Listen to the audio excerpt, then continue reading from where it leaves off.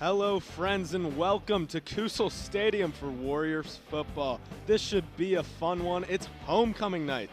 I am Tom Bucher alongside my colleague Drew Rhodes. We are in for a great game of football between the Finneytown Wildcats and your Mariemont Warriors. Tonight should be a great game. The Wildcats stand at 2-3 and the Warriors stand at 4-1.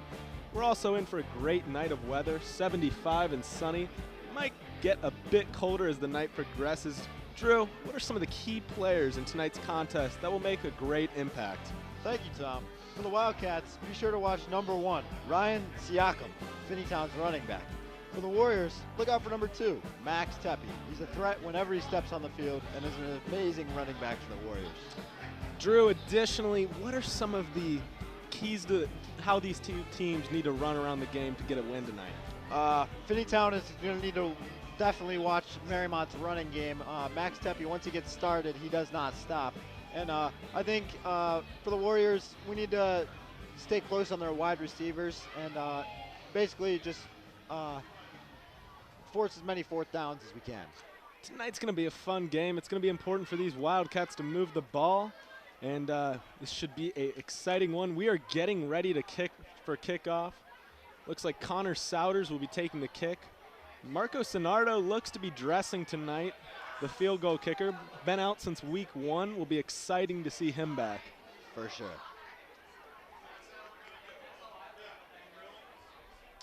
The Warriors definitely have an advantage in numbers, a lot more players. It'll be interesting to see how Finneytown does with fatigue and staying hydrated. Thankfully for them, it's not too hot tonight. Looks like Siakam will be back to receive along with Days Savage.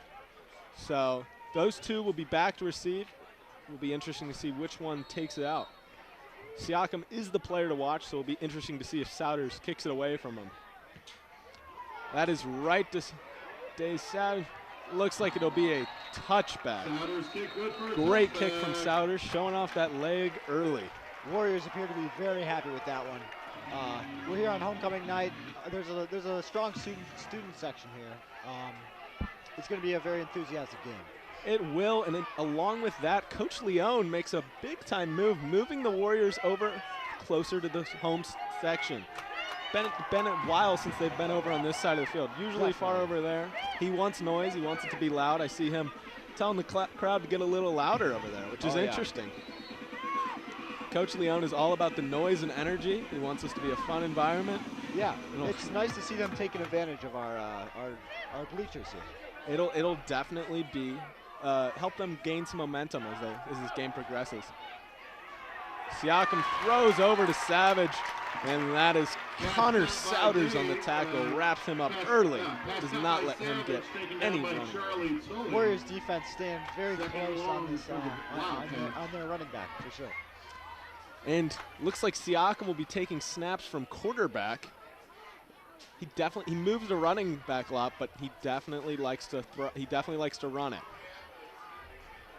It looks like Siakam and William Martin both seem to shift in the quarterback position. Oh, and already recovered by Ryan Siakam. Siakam recovers his own fumble. That could have been bad inside the 20. Only the second play of the game, and they're already fumbling the ball. I think that's an indicator of how this game might go. Could be. Bit of butterfingers early from Siakam. Hopefully that does not happen again for the Wildcats. Siakam out of the shotgun. In motion. And he is wrapped up quickly. That was number 16, Alex Dykes. 4th and long for Finneytown. And it will be 4th and 14. So a long way to go. Should see the Finneytown punting unit.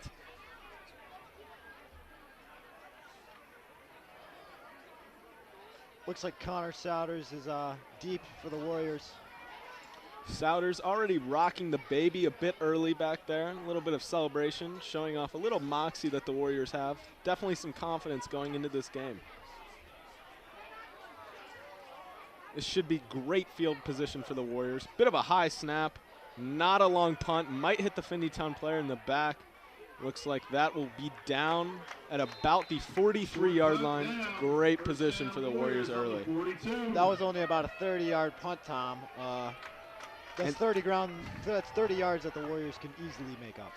And you know that's defense is going to be a big part of the game for the Warriors tonight. Finneytown struggles to move the ball a little bit. If they can continue to hold them to these 3 and outs and get that ball out earlier, they are going to have great field position this entire game, Drew.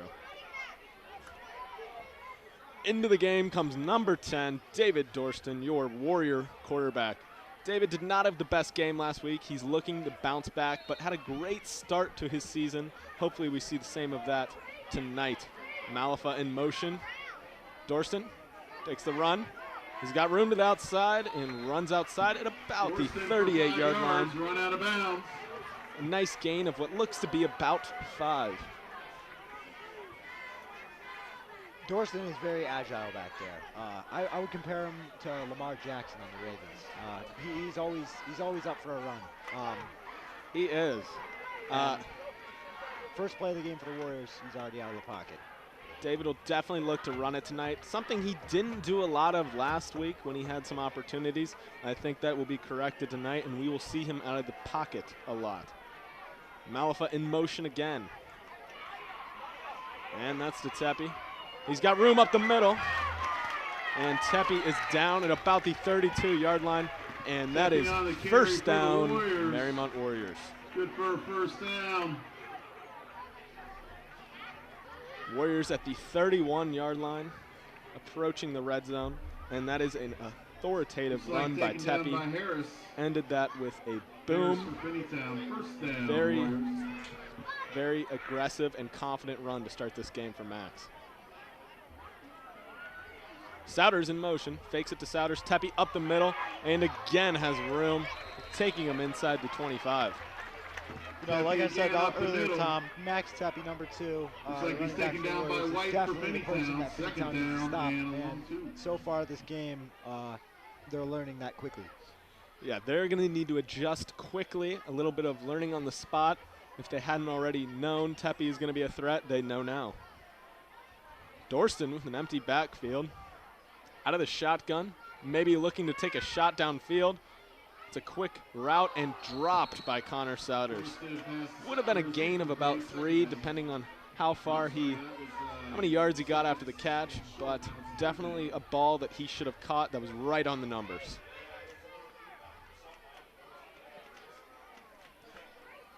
It appears to be about 3rd down and 3 for the Warriors. Drew, do you think they run this ball or pass it? I mean, it's early. I know this might be a 4th down territory. You got Zanardo back, but do they take a shot down the field? And it looks like Dorston's looking to pass. Never mind, Dorston he takes looks to himself. passes, and it looks like that'll be a first down. He splits the tackle between Siakam and Schweeman. As you can see here, Dorston almost looking for the pass, and then he hops over number 28. That is Schweeman Wildcats. on the Wildcats. Poor tackling from the Wildcats. What could have been stopping them short is now a Warrior first down, and they are inside the red zone at Excellent agility by David Dorston. 20-yard line. And that is what he brings to the table, Drew. Dorston out of the shotgun, hands it off to Tepe. Tepe's going to come out the outside. He's got a hole. Oh, and that looks like a touchdown. Mariemont Warriors. That was quick, Drew. Yeah, 7-0 for the Warriors. Like I said, they need to stop Max Tepe. And it'll be 6-0, Drew. Let's not jinx the kicker. Yeah. Max Tepe, he finds holes in the defense, and he runs right through them without stopping. That was a nice 20-yard carry for a touchdown by Max Tepe. Quick strike from the Warriors. And it looks like Souders will take the kick, not Zanardo. He is dressed, but Souders will be taking the kick tonight. Warriors student section was happy about that touchdown. As you can see, they're getting fired up for the first one of the night. Souders, clean snap, and it is good. And it is now 7-0, Drew. Warriors 7, Wildcats 0. Yes, sir, Tom. The Wildcats are going to try to respond here. Let's see what their offense brings to the table on this second drive of theirs. We're gonna take a quick look at this. Drew, it looks like he just gets a simple run to the outside and Tepe does the rest. You just can't give him that much space, Drew. There's no doubt about it. Tepe is fast, and he's just quick. He gets going, and he does not stop. A great downhill runner, and that is Max Tepe on the sideline, you see. Been the Warriors' leading touchdown scorer this year, and he's just been off to a great start to the year.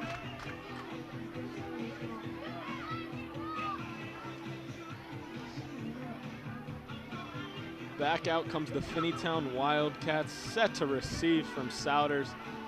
Drew, the Wildcats are going to have a much more impressive series here. They need to move the ball, or else this game is going to become one-sided quickly. For sure, Tom, for sure. This is the second time the Warriors are kicking off. We'll see how the Wildcats respond. Martin and Sabo deep for Finneytown. Souders ready to kick. And it's away. Another strong kick from Souders drives him into the end zone for a touchback, and that is big for the Warriors. Souders is doing a great job putting them back there in their end zone. Starting at the 20-yard line is not the easiest thing for an offense. So when the Warriors have an ability to get a kicker out there like Souders, who can get into the end zone every time, that's a great plus. That is a big advantage for the Warriors. Here comes the Warriors defense onto the field. We've got those two edge rushers, Mark Morgan and Ethan Malafa, that will create a lot of commotion for Siakam at the quarterback. And then you got a set of great corners, Barrett Lindell on the far side of your screen, who's coming in for that tackle and misses. But it looks like Ryan Glassmeyer cleans up. It'll be about a 4-yard gain. Number 16, Alex Dykes with the carry on that one. It looks like he'll be at the running back spot today. Let's see how he can come back at the Warriors defense and drive it up the field. That was a 6-yard run, a good run from Dykes, leaving 4 second and 4, which is very manageable, and that is a good sign for the Wildcats to get off to a good start to this series. Wildcats in motion. That's going to be Siakam trying to find room on the outside. Oh, that was man. Morgan and Malafa. Sorry, not Malafa. Looked like that was Morgan and maybe Tully wrapping him up, and Milam was also in on it. It's a dog pile out there. It looks like he got about 1 or 2 yards, though. Looks like it was a gain of nothing. Yeah. It'll be 3rd and 4 now. This is a big down for the Wildcats. They cannot have another 3 and out, which would then give the Warriors great field position for the second time this evening.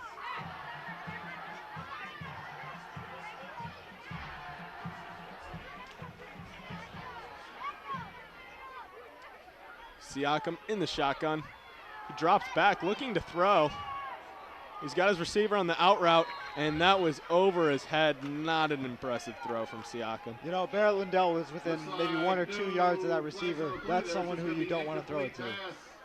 It looked like he had him on the route. If he just threw it, he was wide open, but it was a throw that was just not where it needed to be. That was well over his head. He had his man. It was there. It would have been a first down. But now the Wildcats will punt the ball again. Souders is back to receive at the 50, which does mean good field position for the second time this evening. Souders back from Mariemont.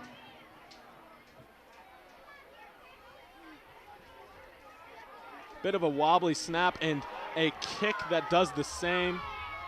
Looks like that'll be out at about the 41-yard line, and wow, that is good field position for the Warriors.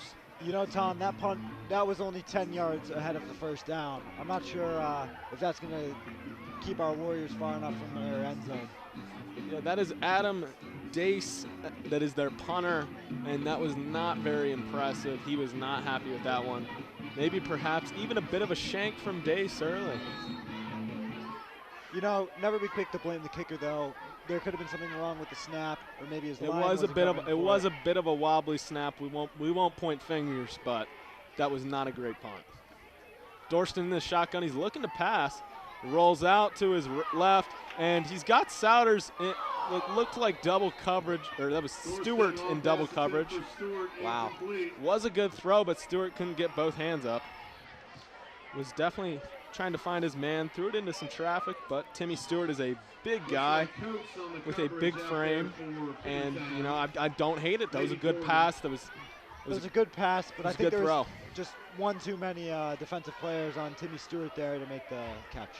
Yeah, that was in a lot of traffic, but not a bad throw, and good for Dorston to get some confidence early with throwing the ball downfield, bringing up a 2nd and 10 on the Finneytown 36. Little signal from the Warriors sideline. Tepe picks up the pass rush, and that is Malafa. Malafa can not be brought down. It is hard to bring him down, and he goes out at about the 9-yard line. Wow. Tight end Ethan Malafa. He's 6'7", 215 pounds. That is not easy to bring him down. That is a big kid. As a big man, Drew. That is a man amongst boys. Number 23. Hard to bring down. You're going to want to look out for him, Ethan Malafa. Catches the ball and then gets a lot of yards after the catch, just purely with him just not being able to brought down. It wasn't a foot race. It was just pure strength. It was just size. It was size. He is hard to bring down. What a red zone target. And there is Tepe right up the middle. That is going to bring up a short distance to the touchdown. Looks like he's down at the 2. And that was a great run from Tepe. Looks like Whitmore is going to come out of the game, and in comes to the game Mark Morgan. Looks like they're going to go with a 2 tight end package here, Drew. This should be a run. This could be interesting. Drew, do you think this is a run or a pass? I mean, it looks like they bring in Morgan on the left side. It looks like you would think. They have Tepe in the backfield and 2 receivers. And that is exactly where Tepe goes. Oh. It looks like he's going to be short. Malafa missed the block there. In inches, Tom. In inches. Malafa didn't get a lot of movement there, and, you know, it causes the man to get to Tepe early. Yeah. Yo, Tepe looking here, but as you can see, there's just, he can't get past that guy. Yeah, no matter how quick and strong you are, not going to get past him. Looks like they've still got Morgan in the game. Wonder if they're going to give this another try. It's 3rd and 1, and this is definitely 4-down territory. One thing's for sure, if they miss this, they could definitely make the field goal. They're in field goal range, but it's just a question of whether they go for it on 4th down. You know, I think you're up 7-0. Coach Leon is a pretty aggressive play caller. They're in the Finneytown red zone. It's not like you don't trust your defense. I would say he's probably most likely this is 4-down territory, Drew.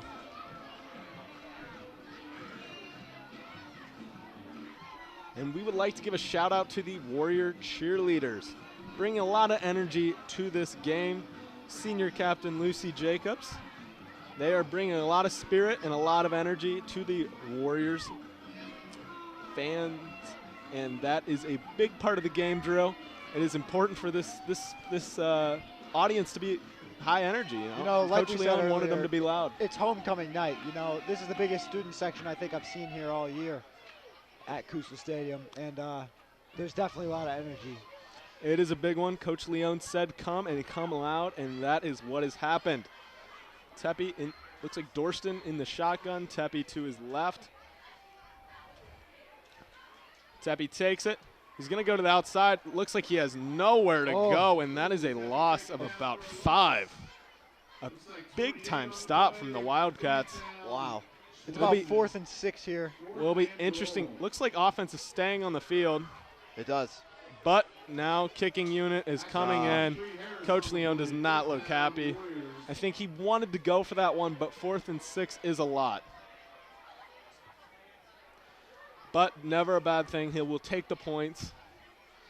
But Coach Leon definitely wanted a touchdown there, and that's something, if you're the Warriors, you need to have happen. You know, it might not be the most pivotal part of this game, but in future games, it's important that they capitalize on those opportunities.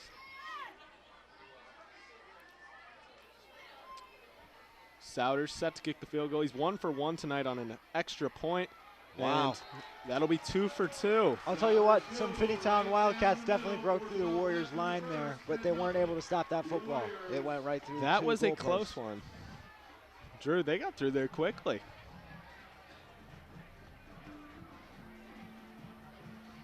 Looks like there was about two guys with a legitimate chance of blocking that one. Oh, man. Some missed blocks from the Warriors there. But a nice kick from Souders. It is 10-0 here at Kusel Stadium. Friday Night Lights. It doesn't get much better than this, Tom. No, it does not, Drew. This is a great game for the Warriors. If you're a Warriors fan, this is a great game. If you're a Wildcat, hang tight. I'm sure this will get interesting. Drew, going back to that 3rd and 1, if you're the Warriors, anything you would do differently there? I know they ran it to the outside. You've got Tepe, Morgan, and Ethan Malfa both blocking. Do you maybe just try and punch it up the middle? I was thinking the same thing, Tom, actually. I think you just, you do just try to punch up the middle there. I'm not sure what should have gone differently there, to be honest. Yeah, I mean, it's oh. And that is an onside kick, and it looks like Souders recovers. Wow. That was aggressive. I'll tell you what, Tom, I did not see that one coming. And what a kick from Souders. As you look here, he perfectly himself. touches the top of the ball. And Finneytown just didn't. It Wow. clearly cleared 10 yards, and Finneytown just did not see it coming. Their backs were turned, and Souders just grabs it himself. What a kick. And an aggressive play call from Coach Leone. I'll tell you what, I think Ryan Siakam definitely thought he was getting that ball in the backfield. But and we're going to take another Connor look Souders here. Says differently. Souders takes it and actually gets yards after getting it, taking the Warriors to the 47-yard line. Dorston in the shotgun. Warriors ball. Tepe takes it. He's going to go to the outside again. Got some yards after contact. I'll tell you what, That was these Wildcats are definitely seeing what Max Tepe can do to them, and they're starting to lock him down. And that was number 11, Amir Drain, on the tackle. He got in there early, but struggled to take down Tepe in the backfield. Tepe gains about a yard there. I think there was a penalty on the play, and it will now be 1st and 10 at the 39. Looked like a defensive holding on the Wildcats. So that will bring up 1st and 10. Sorry, 1st and 2. I don't know what that penalty was. It was an 8-yard penalty. Sorry, a 5-yard penalty. Along with Tepe's run, will bring up 1st and 2. And they will run it to Tepe again. He goes out to the outside. He's got, looks like he had the edge, but was number 7, Kobe White, on the tackle. Tepe looked like he had the edge, but White comes in there quickly for the tackle. Drew, Finneytown's definitely has some quick players on the edge. Tepe, they've struggled to go to the outside. Maybe they need to. Maybe they center their offense more on going up the middle, Drew. I think the Warriors' run game does have to be up the middle here. They can't do as many pitches. They need to do more, just break through their defensive line.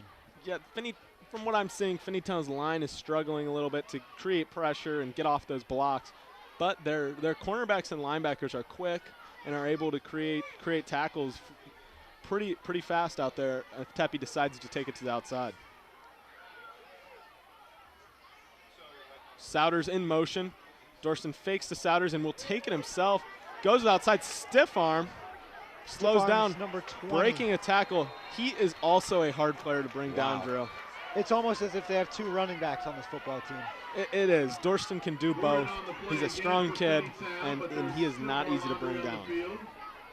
And look at this stiff arm, Drew. Wow.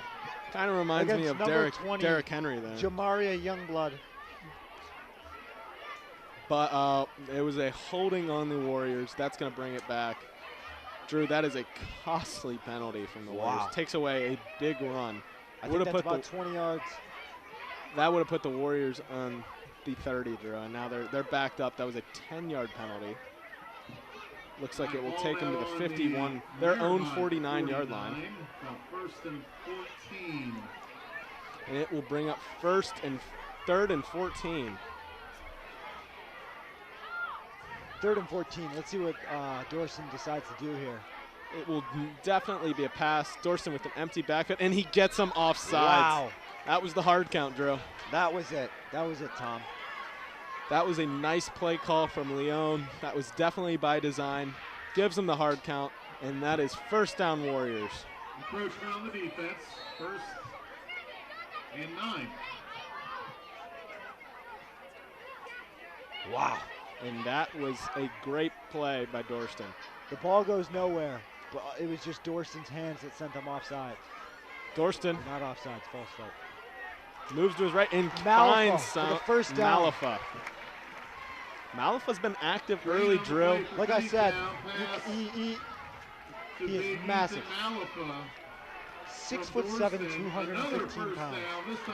And he creates space there with his legs. He's also very athletic and comes up with the grab and will take the Warriors to the Wildcat 39-yard line.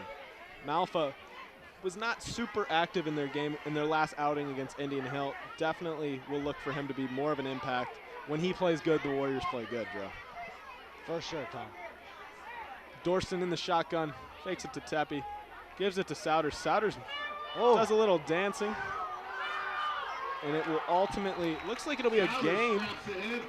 About a 4-yard gain. Souders does footwork to get away from the defense on that one. He worked hard for that one. Dive. He worked hard for that one. Looked like they had him wrapped up early, and they just couldn't bring him down. That's been a common theme for the Wildcats tonight, For sure. They get into that backfield, they get there quickly, they just struggle to bring him down. It will be 2nd and 6. The ball on the Wildcats 30. Drew, I'm thinking run here. I was thinking the same, Tom. And Dorston fakes it. Looks like the Wildcats were also thinking the same, and that it was an effective fake. Dorston takes it all the way down to the 12. And that is Warriors football inside the red zone. That's about a 15 to 20-yard run there, Tom, by our quarterback. Dorston has been effective early running the ball. David is not messing around, running the ball downfield with aggression, and that is the 3rd time this evening that he's taken a ball over 10 yards. Looks like they've got 3 on the far side of your screen. Souders, Stewart, and Whitmore out there. And they will throw it to Souders. Bit of a screen pass. Whitmore's got a block, and that was close. Whitmore had a nice block there, lost it a bit at the end, or else it would have been a Warrior touchdown.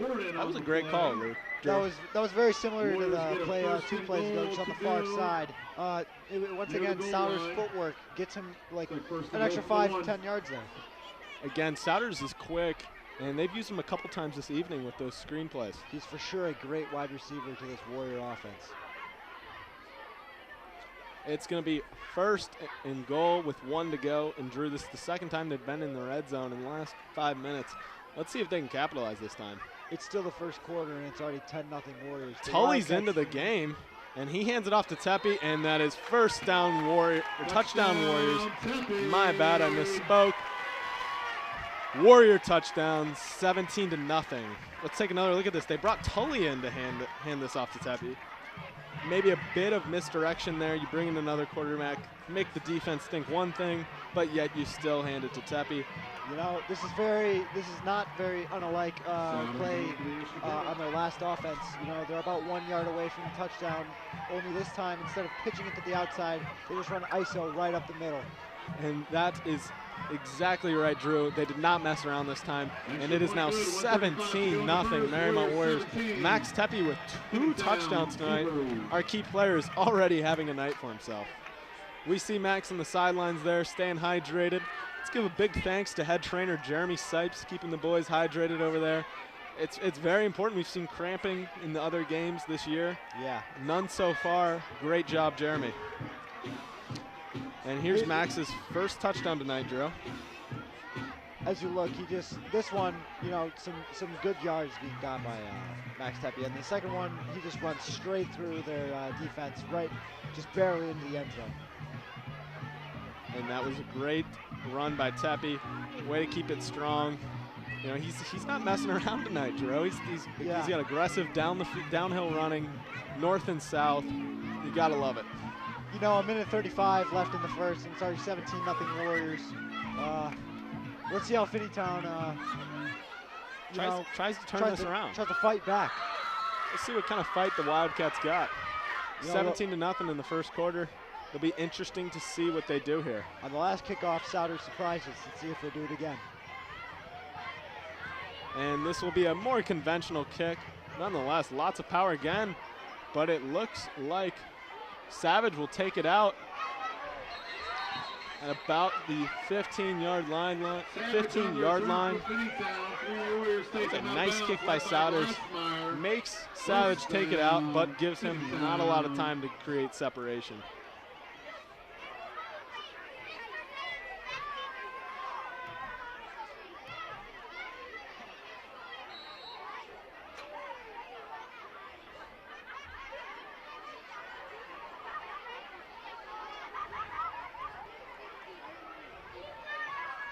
Warriors come in at the 15-yard line to try to defend these Finneytown Wildcats. They've got Siakam in the backfield, empty backfield. He's going to look to throw, it looks like. Dorston creates some pressure, and Tepe finishes off the tackle. Drew, we see the same audience that we see making plays on offense, also making plays on defense there. Yeah, the Warriors have a lot of two-sided players here. But as you can see, they're making it work. Second 11 for the Wildcats. And those two linebackers, Dorston, Tepe, and then you also have J.D. Long, Jr., number 54 there. They create a lot of pressure and create a lot of plays for these, for sure. For these Warriors. It's great to see people like Tepe and Dorston playing on the defense side of the ball. Siakam hands it to the man in motion. That is number 8. Cedric Gordon, sorry, my bad. And Tepe drags him out at about the 16-yard line. Doesn't look to appear to be much of a gain there. Third down and long for Finneytown.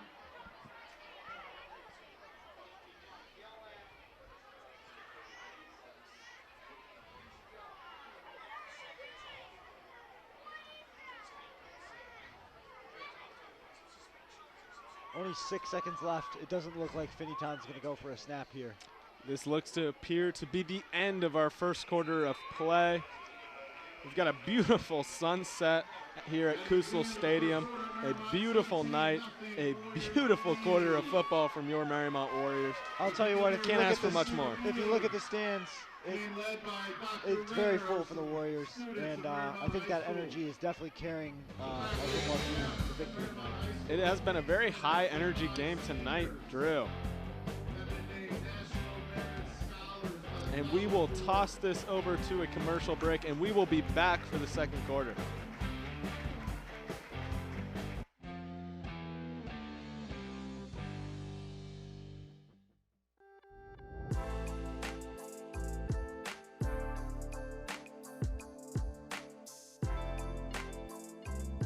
Leaves us with the next item on our agenda is item number 5, opening session. I want to thank everyone for joining us this evening. If you're out here at the parade or listening, thank you again. Into the end zone, and that is caught by Jaden Wood. Come on now, how we doing? Y'all feeling all right out there? Hello and welcome to this edition of This is Glendale. I'm Bet Chorus. Hey guys, this is the Unit 1 crew from One Long Fire Department. We just want to wish you guys a Merry Christmas and a Happy New Year. And of course, you can always go to ICRC-TV.com. Always a great day when ICRC is involved. Another edition of ICRC, bringing the community to you.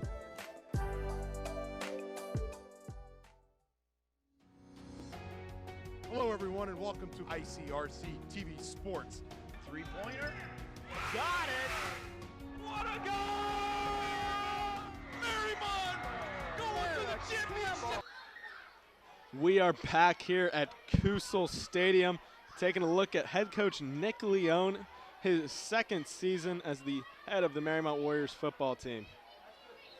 Coach Leone's had a great start to his coaching career, a bit of a playoff run last year, and a great start to this year. A lot of winning football for head coach Nick Leone. And while we were looking at coach, Warriors hold the Wildcats to a 3-and-out. And the punt team comes back on. That's Adam Dace back to kick it. He's had 2 wobbly punts. I'll look to try to a bit of a bounce back here. Maybe put the Warriors a bit further back. You know, they've gotten some great field position early, Drew. For sure. And I think that's contributed to their 2 touchdowns this far. I mean, it's just simple math, Drew. You don't have to travel far. Easier to move 40 yards than 70. And that's 100%. A pretty good kick from Dace. Much better than the last 2. It's going to take him out at about the 48-yard line. And might help out their defense a little bit, too. Considering their last 2, Drew, I mean, that was a great punt by Dace. And Drew, you're right. There is a relationship between good offense and good defense. You know, you're playing good offense, it makes it easier on your defense.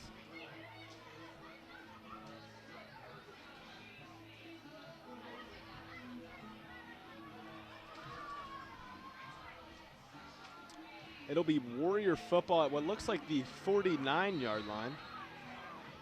The ref spotted it out at. And we're taking a look at that student section. They're rowdy tonight. A lot of students there, a lot of kids. It is homecoming night, so we look to see a big crowd, and they delivered. Thank you to all of our Warrior students for coming out and having a big impact on this game with your school spirit and noise. Dorston is in the shotgun. Tepe to his left. A little bit of a read option there. He'll pitch it off to Tepe, and Tepe does the rest. What looked like nothing turns into a 5-yard gain. Wow. Tepe's so versatile. That play was clearly meant to go left, but Tepe just took it right, and it worked just fine. They got a 5-yard gain.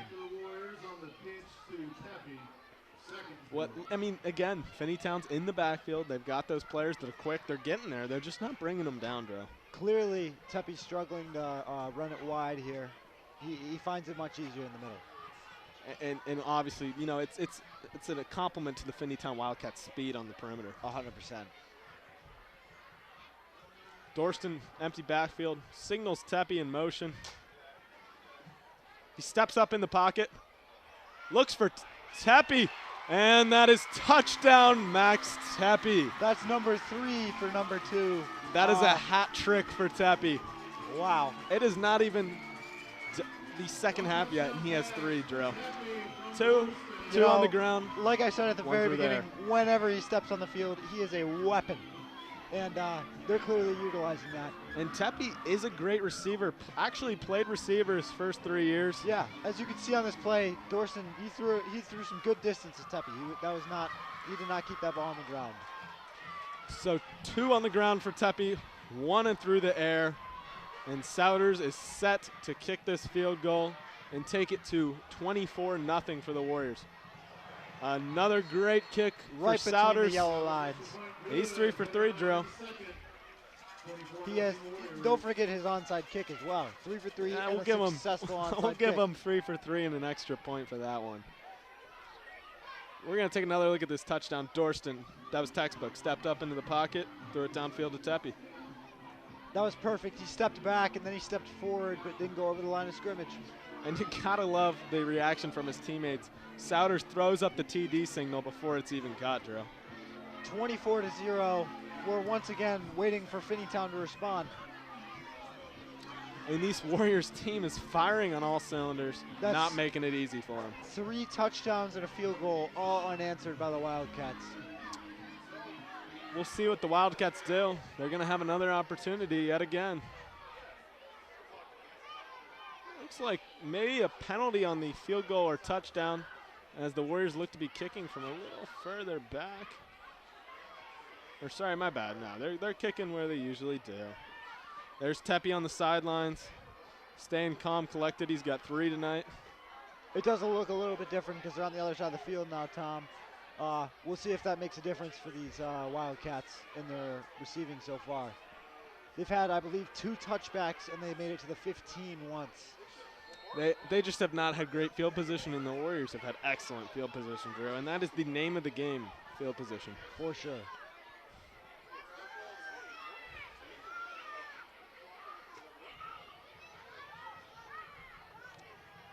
Souders sends it away, bit of a squib kick, poorly handled, and that will actually create good field position for the Wildcats. Souders maybe trying to create a little confusion, maybe get the ball again, but bit of a gift to the Wildcats, their first time not being inside their own 20. For sure, Tom. Let's see what they've come up with after the first quarter, and let's see how they'll respond. Yeah, this is the first time we've seen this Wildcat defense in the second quarter, offense in the second quarter. We saw them run a quick play, but it'll be interesting to see if coach has made a few adjustments. This Warrior defense has been tough. And Siakam in the shotgun. Hands it off to his running back, number 9, Javian Coates. You know, it's interesting. Today Siakam's at quarterback, but week 3 against St. Bernard, he had 198 yards and 3 touchdowns. That was at running back, too, yeah, if I'm not mistaken, Drew. He does a little bit of both. Clearly versatile, but his running back doesn't seem to be getting it done today. And maybe Siakam struggles a bit throwing it. We have seen him run it a few times. You know, once again, we only can't had a few opportunities to throw the ball. We can't only discredit the running back. Maybe his line isn't doing what they need him to do. Yeah, they're not pushing, making blocks and pushing forward. It's making it tough. Not a lot of separation there.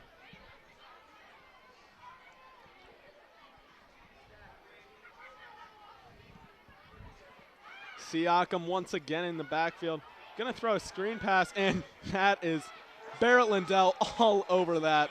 He read that one. You know, Barrett Lindell did not want that one to happen.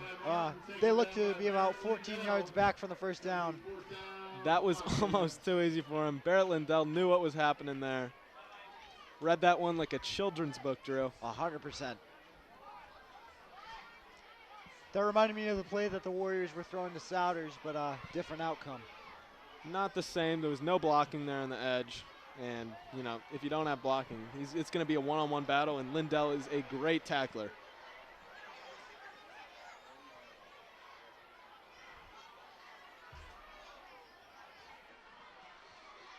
Dace back in there to punt again. Had a great punt on the last one. But you can tell Souders is not far back. Dace needs to kick a good one. Earn some respect from Souders. And that one will go out the 45. Did not reach Souders. About a 20-yard punt. Will give the Warriors good field position again. Not inside the 50, but right around it, Drew. You know, the Warriors only having to go half up the field has definitely helped them tonight. The Wildcats offense isn't exactly helping out their defense. No, the Wildcats have been off to a slow start. Not a lot going right now. They need a big play to kind of swing the momentum of this game. Right now, the Warriors are scoring touchdowns. They're making plays on defense. They got the fans on their side. 100%. Like Coach Leone said at the Warrior pep rally today, the energy is what's going to make this game. And as you can see, the Warriors have brought their energy. That's Dorston in the backfield. Going to hand it off to Tepe. Tepe has room. Breaks a few tackles. He is still going, and that is pure speed from Max Tepe. 20-yard run. I wonder how many yards he's at tonight. He just can't bring him down, Drew. And they're going to keep feeding him until it stops working. He is a dog, man. He does not stop running. It was an aggressive run from Tepe. Switched directions there. Was moving to the outside, switched directions, brings it back to the inside. Breaks a couple tackles, and next thing you know, it's a gain of about 20. 15 to 20, and that's going to bring the Warriors at the 36-yard line. Dorston hands it to Tepe again. He's swinging it to the outside. About the same play. Oh, wow, he breaks another tackle. Goes out of bounds at about the 20. Going to be close to a first down there. Might be a flag on the play. Looks like there is a flag, and the Warriors are moving back. Perhaps a holding there. It is a confirmed holding on the offense, and that is a bummer. That's going to take back a really good run by Tepe. Going to bring up second and 15, sorry. Second and 15. First and 15, my bad. First and 15. You know, that could have been about a 2nd and 4. That was a good run from Tepe. Maybe even perhaps a first down drill. All right, Warriors are back. Holding call there, but only their second penalty of the night. Dorston moves to his right, bit of a bootleg. Oh, he's scrambling. Great pressure, and that is the first sack of the night from number 4, William Martin. And that was a big time play. Maybe that play the Wildcats needed, Drew. Yes, that quite might be, Tom. We're at 3rd and 23. So he's gonna be 2nd and 23, Drew, I think. Oh, you're right. Because of the holding, but it was number 9, my bad. That was Javian Coates, and that is a big play because, Drew, they haven't gotten the Warriors off the field once without points. It would be big if they were able to get the Warriors back and maybe even give themselves a decent field position. This is for sure a crucial stop. There's no doubt in my mind that Dorston throws this. It's just a question of who to. They only have they have 3 receivers, actually. Dorston's going to fake to Tepe, throws it to Stewart across the field. Stewart going. Oh. Another big guy. And Drew, this Warrior football team, they're not short on size. They've got Malafa and Stewart out there catching balls. 2 big guys, Drew. You know, that was an amazing play by the Warriors, but it just wasn't enough to make up for their 2 deficits on the play. It's going to be 3rd and 6, Drew. They've got another down to work with here. That was an important play to gain some back, and more importantly, if they don't get it, it's going to take away that good Finneytown Wildcat field position. For sure. This is a big 3rd down for the Warriors and the Wildcats. And it will also be interesting, Drew. They're kind of in that zone where if they punt it, you know, it might most likely going to be a touchback, brings it to the 20. They're at the 31. Maybe they just go for it here. That's a 41-yard field goal, Tom, and that's pretty tough. But Connor Souders has definitely been showing us some. He's showed off his leg. Dorston's going to run it. And speaking of a 41-yard field goal, Drew, we had our distinguished alumni in today. And let's just give a big round of applause to Jeff Proctor, one of our distinguished alumni. Told the story of his 42-yard game winner at Madeira High School in 72. Class of 70. Class of 72. Yeah, class of 72. Started the River Adventures on the Gorge, and they were brought into our school. And let's just give a big hand to them for coming in, talking to the students, and round of applause to Jeff. Was a nice kicker. Is in the Hall of Fame at the Warriors at the Mariemont High School. So big time name at Mariemont High School. Jeff Proctor hit a 42-yarder against Madeira in 72. Oh, bit of a wobbly snap, but Dorston handles it. What a play! Timmy Stewart touchdown. Wow, that was a poor snap. Dorston catches it with one hand, throws it to Stewart, wide open. Stewart runs it in. You know, only a first down team like Mariemont can take a botched snap like that and turn it into a touchdown. On 4th and 3, too. That could have been bad, but David Dorston turns it into a positive. And round of applause to Timmy Stewart for the touchdown. He's had a good game so far. Yeah, for sure. And the Warriors ring the bell. It is 30-0. Souders in to make it 31. The kick is up. It's good. 31-0. Mariemont Warriors. 5 minutes and change left in this first half.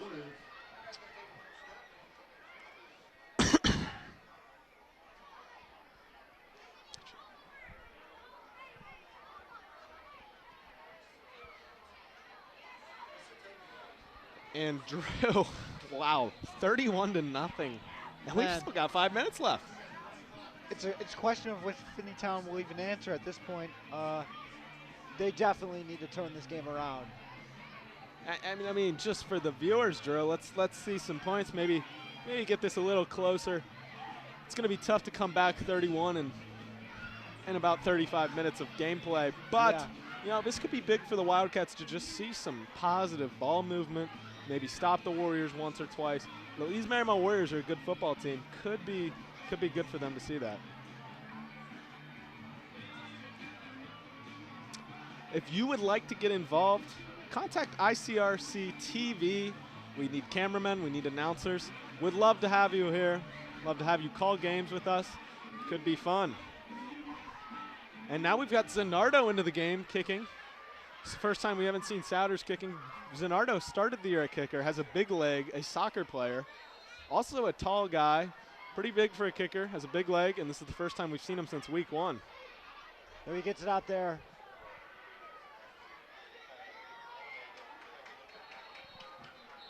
Looks. They stop him at the 30. The best field position the Wildcats have seen thus far.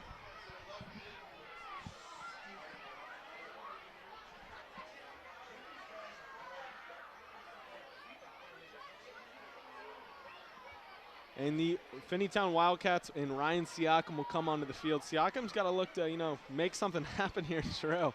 They got to get something going, maybe move this ball a little bit, get some momentum going into this second half. They've got 4 minutes left. It's also important, Drew, that they do not have a 3 and out, because then the Warriors get that ball back and they will have a great opportunity to score.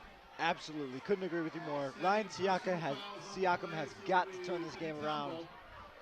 And, he's very capable of it. Ran for 203 touchdowns against St. Bernard. Why can't he just do it again?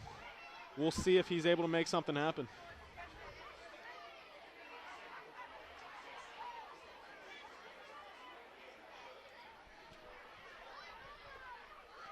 Bit of deliberation. I don't know what that's about between the refs and the players. Could be a flag. Looks like a personal foul on both teams. Will be offsetting penalties. Looks like a chat with the captains. Maybe some poor gamesmanship. We don't want to see none of that from either teams. Hopefully this continues to be a clean game. Has been thus far. Let's hope that doesn't start something. As we can see, we have Siakam, number 1, and number 62, Jack Milam for the Warriors, talking with the refs. Let's see what they have to say to their team. But it appears like we're getting back to some good ball. Siakam in the shotgun. We're finally getting back on track.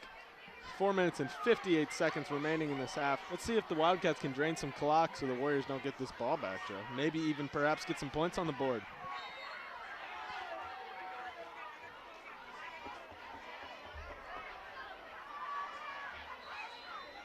Looks like they're going to drive for about maybe 1 to 2 yards there. I'm not sure who took that. It could have been Siakam himself, honestly. It looked like it was Siakam himself there on the carry. We'll bring up 2nd and 7, my bad. Siakam's going to hand that off to number 9, Javian Coates, and that will be no gain there, It's Drew. 3rd and 7, Tom. Let's see if these Wildcats can maybe make something happen and not have another 3 and out. Drew, this would be costly. Give the Warriors ball back with 4 minutes left. The Warriors defense has definitely been outstanding tonight. Oh, Siakam decided to take it himself. Big hit from Max Tepe. He is doing it all, Drill. Laid Siakam out there. That will force a 4th and 3, and it looks like the Finneytown Wildcats are staying on the field, Drew. And Drew, this could be big time if the Warriors get this one. There's Reese Hendricks absolutely charging off the field. They have 12. They avoid the penalty. Looks like the Wildcats aren't going to get it. They're short. They're short. That's Warrior football. I don't know, Tom. The referee's rushing in there. This could be close. I think the ref wants to give it to him. It looks, and he will. Yeah. It looked maybe to be short from my angle, Drew. Yeah. I don't know, but it is a 31-0 game. It's so tough to see out here in the press we're box. not gonna throw shade, but perhaps a generous spot from the refs. Nonetheless, the Finneytown Wildcats, 1st down. That was a big run from them. We're gonna take a quick look at that. They needed to get to what looked like the 39. I would say he's a good full yard short, Drew, from where his knee went down, or forward progress. I mean, look at that in slow motion. He starts falling down at about the 37, 38-yard line. Needed the 39. It's definitely a close one, Tom. That was a bit of a generous spot from the refs. I'll tell you what, 1st down or no 1st down, these Wildcats haven't picked up too much energy. They have not been able to move the ball. 3rd and 6 again. It's actually their first down of the night, Drill. And, that could be big. They got the ball moving. It's a good thing for them. And it's also, Drew, they're draining some clock. Yes, they are, Tom. Which is important. They hand it off again for the third time this series, and that's going to bring up fourth and what looks to be about 4. It'll be interesting. I'm sure they'll go for this as well. Yeah, they went for it last time. They definitely don't have anything to lose at this point. They're down by 31. That ball is at the Warrior 48-yard line. Their first time being in Warrior territory tonight. They're going to need to get to the 46. You know, who knows, Tom? Maybe we could see an increase in offense here. Siakam decides to take it himself. Wow.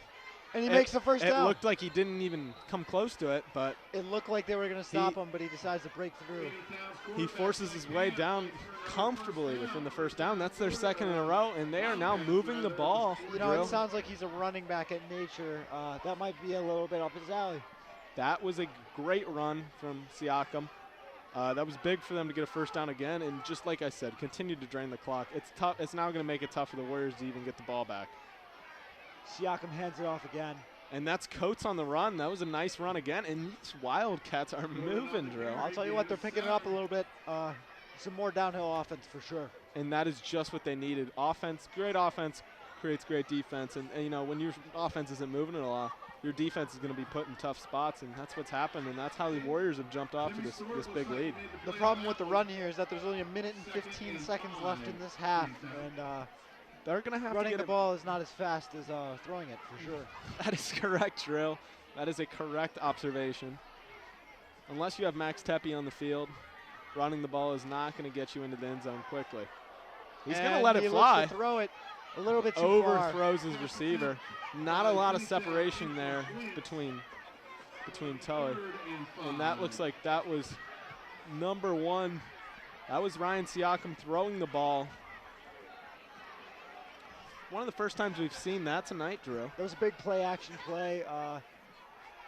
To be honest, Tom, I don't recall whether the wide receiver beat his defensive back, but it definitely was not a good throw.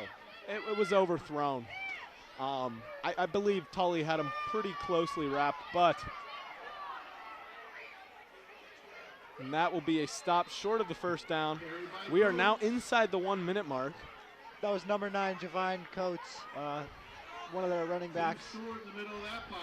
Looks to be about 4th and 4, but there's only 40 seconds left on the clock. I'm not sure if they're going to make it to the extra. And that is going to be a timeout Wildcats.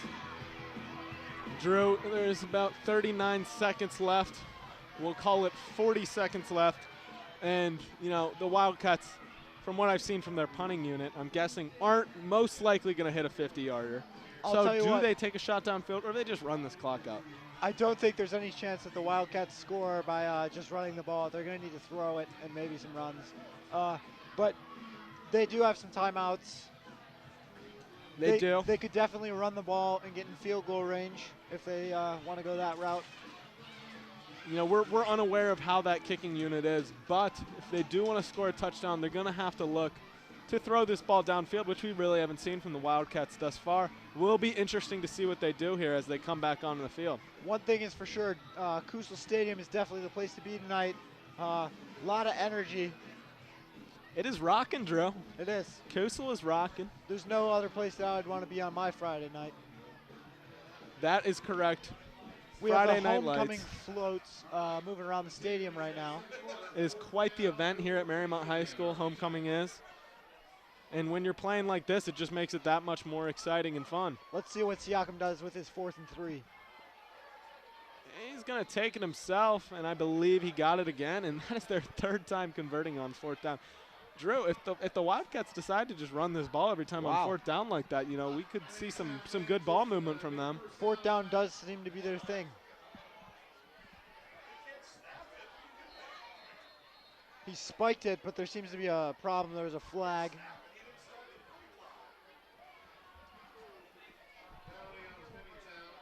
Looks like there's a penalty being called on Finneytown. A lot of confusion there with what happened. Looks like he might have snapped it too early. It looks like he spiked it, maybe with some players offsides, perhaps. The Finneytown coach is a little confused there with what's going on. We'll take a look at what happened there. Looked like they didn't line him up quick enough. You know, that's the problem with that. If you're going to spike it quickly, you got to make sure everybody's set and lined up. Warriors looking to stop this here, this run by the Wildcats. You know, 31-0 looks a lot cleaner than if the Wildcats were to get some points on the board here, Drew. For sure, Tom.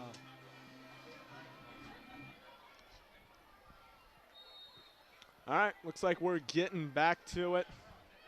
Siakam comes in, definitely has got this, get this ball moving down the field. The clock is running. There's about 25 seconds left. He's going to look downfield, but Milam and Wade are creating pressure. Siakam takes it himself. He's tough to bring down. He better get out of bounds or something. Only 15 seconds left in this half. It is going to be a running clock. Getting anywhere. I think that's going to bring an end to play. Timeout for They're taking a timeout. They're trying to get some points on the board here, Drew. And, you know, they're definitely not going to be sending out the kicking unit. This is going to be about a 40-yarder for them. And from what I've seen from the punting unit, I don't know if that's obtainable. But Siakam's going to take a shot downfield. I'm sure he wanted to there, but didn't have any separation in with his receivers, so he takes it himself for a positive gain. 13 seconds left. It's 1st and 10 for the Wildcats. Let's see what they do here. And Drew, 31-0. What do the Wildcats got to do differently here? You know, they haven't moved the ball, but like, what else have they got to do to get this game turned around? I'm not sure. They've been keeping the ball on the ground this drive, and it looks like they've made it up the field quite a bit. They did. This drive started about 5 minutes at the 30-yard line. They've made it all the way to the 27, which is great news for the Wildcats. Seeing that ball move in a positive direction. The Wildcats are for sure battling against time right now. 13 and change remaining. Siakam in the under center, going from a more conventional route. He's gonna look, and that's Milam creating pressure. Siakam's gonna have to run it. He gets out of bounds. We're gonna have another play, Drew. We are gonna have another play. I'll tell you what, the Warriors' defensive line broke right through their offensive line and left Siakam to scramble, but Siakam, he doesn't go down that easily. He's an extremely athletic quarterback. We'll look to see him run more in the second half. Didn't see a lot of him getting separation and positive yards in this first half, but towards the end, we've seen what he can do, Drew. And with 7 seconds remaining, they're on the 19-yard line. That was an 8-yard run by Siakam, and this is definitely within their reach. Drew, I'm going to guess this is going to be the last play, though. Unless they manage to make it out of bounds again. That's Mark Morgan with more pressure. Oh, he's got his man. Touchdown, Wildcats. With 1 second left to go. That is a big play for the Finneytown Wildcats with 1 second to go. It's going to be 31-6. Siakam finds his man on a wobbly throw, but that is number 4, William Martin with the grab. Touchdown Wildcats, making this 31-6. You know, Tom, taking away the Warriors. Like I said, when they were at the 32, they were not going to make it into that end zone by running the ball like it's clearly in their nature. They had to make a throw, and that was it. Drew, that was an impressive series from the Wildcats. Something I would have been nice to see earlier from them. You know, it's 31-6 here at Kusel Stadium. Let's see if they make it 7. At least a positive sign of life from the Wildcats. And that is going to be good. 31-7. At half. At the half. Thank you for tuning in. Hopefully we see you at in the second half. I am Tom Bucher. This is Drew Rhodes, and we will see you for the second half. 31-7. Mariemont Warriors leading.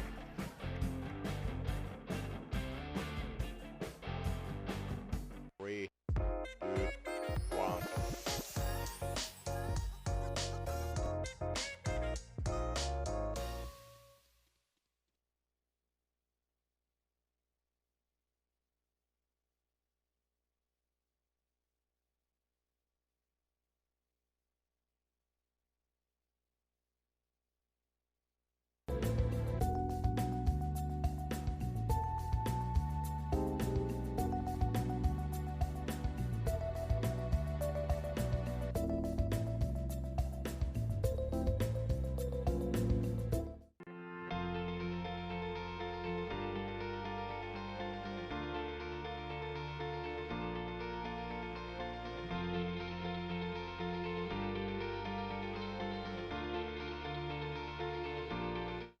This is the story of a boy who is very sensitive to lights and sounds. So he built secret hiding places when the nothing could get in. The boy didn't like looking people in the eye. It made him feel uncomfortable. One day, he found out he had something called autism. His family got him help, and slowly, he learned how to live with it better. Early intervention can make a lifetime of difference. Learn the signs at autismspeaks.org.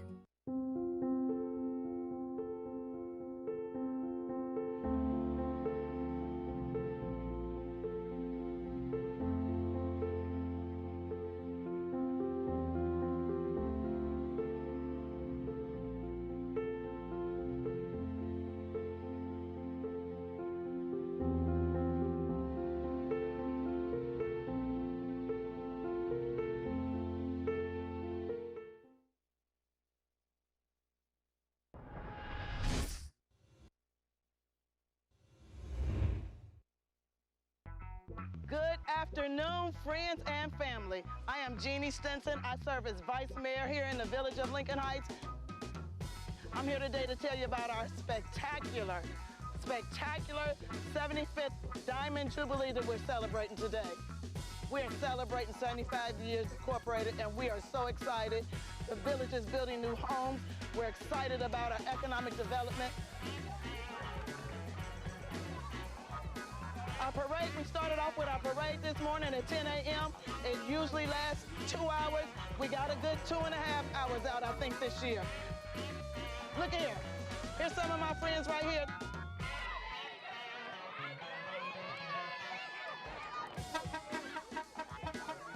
This would not be possible without our wonderful sponsors, GE, First Financial, Closing the Health Gap, Duke Energy, Learning Grove. We had so many spectacular sponsors that as soon as we said we want to do something in Lincoln Heights, they all started cutting checks, and we are so excited that they did. Because they did, we are able to have a day of fun-filled entertainment from everybody. We have bouncy houses for the kids. We have zip line. We got 9-hole golf. We got cars. We got chess. I want to also thank our many volunteers that came out. I'm so excited that we have people stepping up to the plate to want to help and celebrate with the village of Lincoln Heights. I'm partially joking. 1, 2, 3, come on!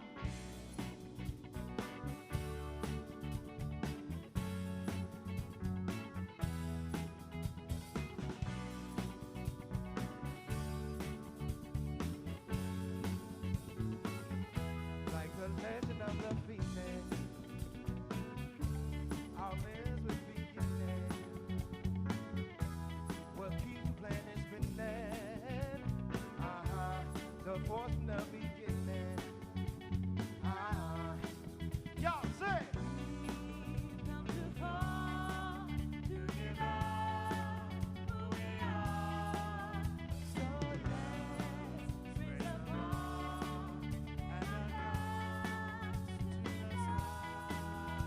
and she's up all night to the sun.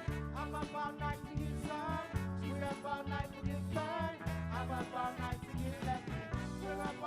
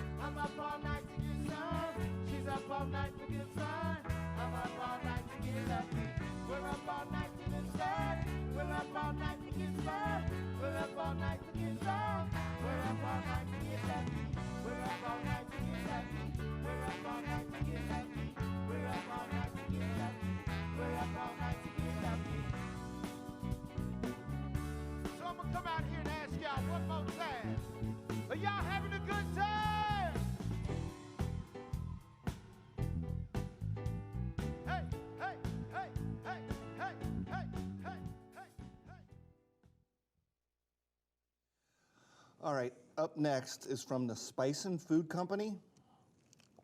It's the bomb beyond insanity. It's 135,600 Scoville. So compared to, what was the last one? 116. This is 135. 135. It's nothing. But it hits differently if you've ever seen.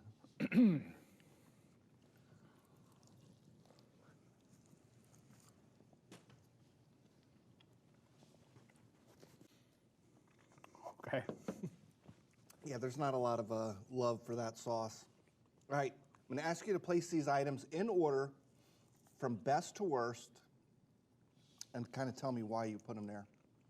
The Muppets, Doctor Who, Green Lantern, and Star Wars. That, it's like asking to choose between your children.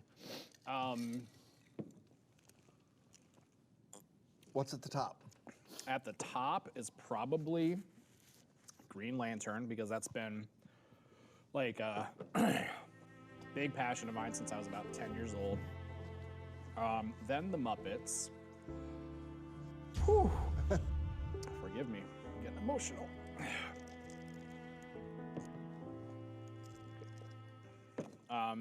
Then Star Wars, then Doctor Who. I really tried to get into Doctor Who, and I guess I failed. Maybe I just had too many realms that I was involved with and just couldn't quite get as into it as others, but yeah. All right. Moving along, the Dingo Sauce Company Widowmaker hot sauce is next. 682,000 Scoville. I'm sorry. 682? Mm-hmm.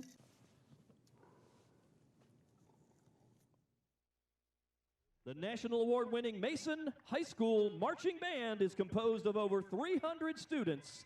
In grades 9 through 12, they are proud to represent the city of Mason at home football games, competitions, and community events like the Heritage Festival Parade.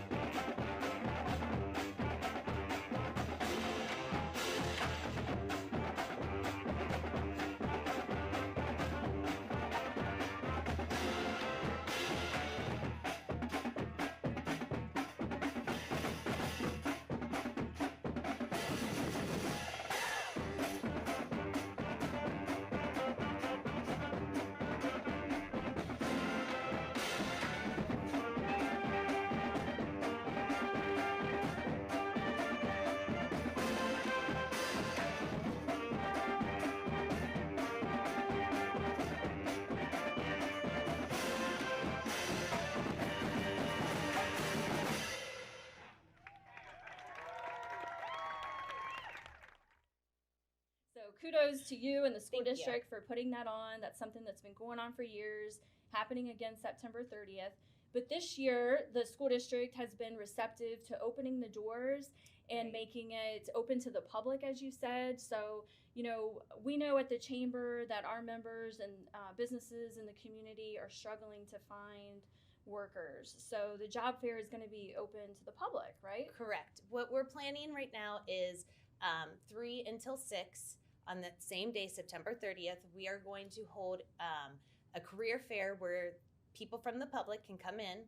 They can walk around, get information about companies, or hopefully actually hold an interview with the company. So we will have private classrooms where this employer can take in someone if they're interested, look over their resume. So that's something that I would definitely suggest if you're coming, is to have some sort of resume with you, and be able to interview you. And hopefully we have some people walk out with jobs after that. Wouldn't that be wonderful? It would be, yes. And you've already got some great employers lined up. Can you talk a little bit about who's committed to being here and what kind of opportunities do they offer here locally? Yeah, so we don't just have restaurants coming. We actually have some places with manufacturing. So the level is not just for your 18-year-olds to 25 who are going to college. It's actually going to be a career fair where people can come in and possibly get a real career, making money that can support a family with health insurance and benefits and things like that. So we have everything from restaurants, like I said, to manufacturing, and it's just going to be an opportunity, I feel, that is continually growing. The opportunity for community companies is still open to be able to reserve a table if they would like to. So hopefully we have tons more community members that want to come in and see what we have to offer. Right, and I think you mentioned healthcare.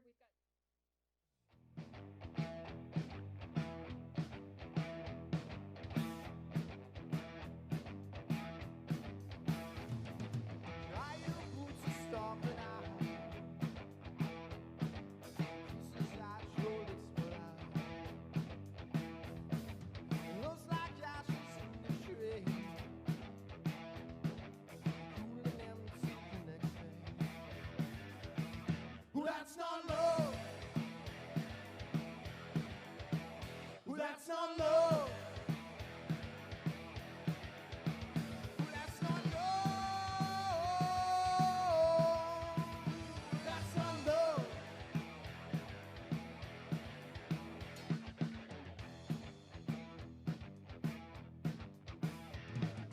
Not quite sure what it means. I wouldn't rush to taste everything. Seems so simple, it's not sure. It's what your eyes are shifting for. Well, that's not love. Well, that's not love. Well, that's not love. That's not love.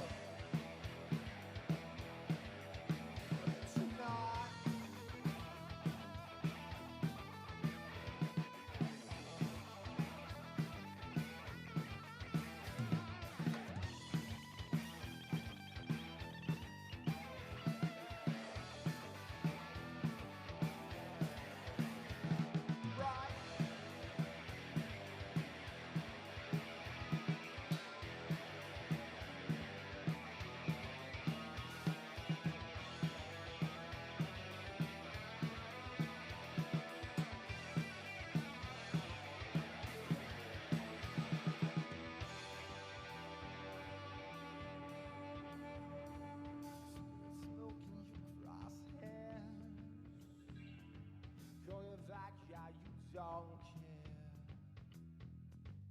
Oh, baby, baby, no, don't it figure. Got an itchy trigger finger.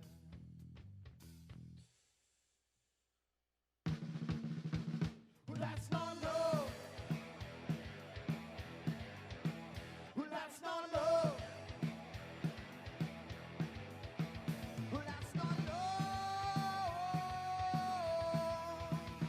That's not love.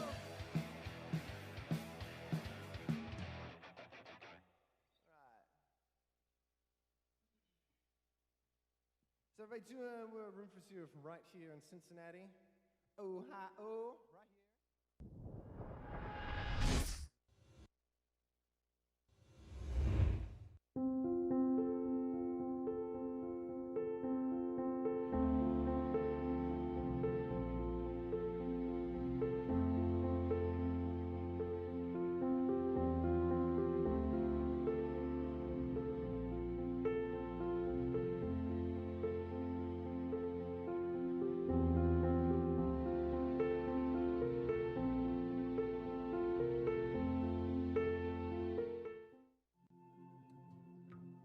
When I was growing up, my mom was extremely tidy. We were trained to put things back where we got them from. One day, when I walked into my mom's house, I felt like I walked to someone else's house. There was stuff everywhere. And just growing up the way I grew up and to see this transition was very alarming. When Sean talked to me, it was a wake-up call, and that's when I went to the doctor.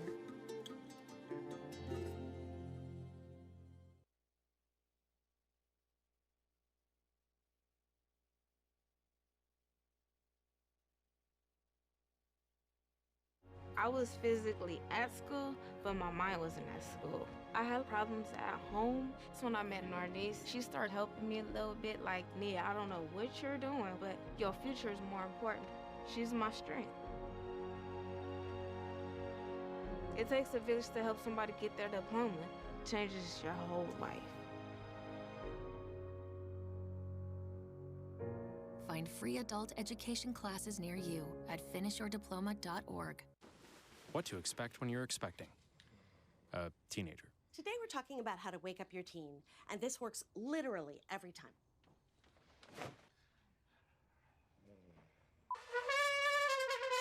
Good kisses. Good kisses. You heard how loud I heard. It wasn't you. It was the... Is that bacon? You don't have to know it all to be a perfect parent. Thousands of teens in foster care will love you just the same. What to expect when you're expecting Like here. a teenager. Today, I'm going to show you how to teen-proof your home. First step, hide the car keys, preferably somewhere they would never look. Challenges will come up. Be ready for them. Hi, honey. Ready for the... Mom, you don't use mannequins in the mannequin challenge. You don't have to know it all to be a perfect parent. Thousands of teens in foster care will love you just the same. Oh, hey, Julia. Are you ready to play band with us? I'm gonna play my clarinet. And Elma's gonna play us drum. Drum loud. Oh, well, you know what to do, Julia. Julia knows. With Julia's autism, loud sounds can be too much. But she still loves to make music. Play band. Early screening for autism can make a lifetime of difference. Find out more at screenforautism.org. Sometimes the things we do or say can make others feel hurt, excluded, or isolated. Everything you say and do creates an impact. How am I supposed to save the whole world? You can't think about saving the world.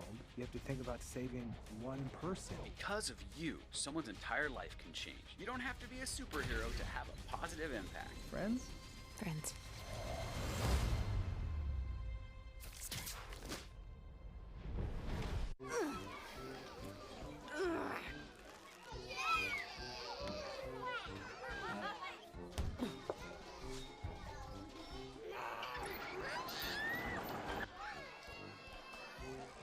If you love them enough to crawl into a play place to get them to come down,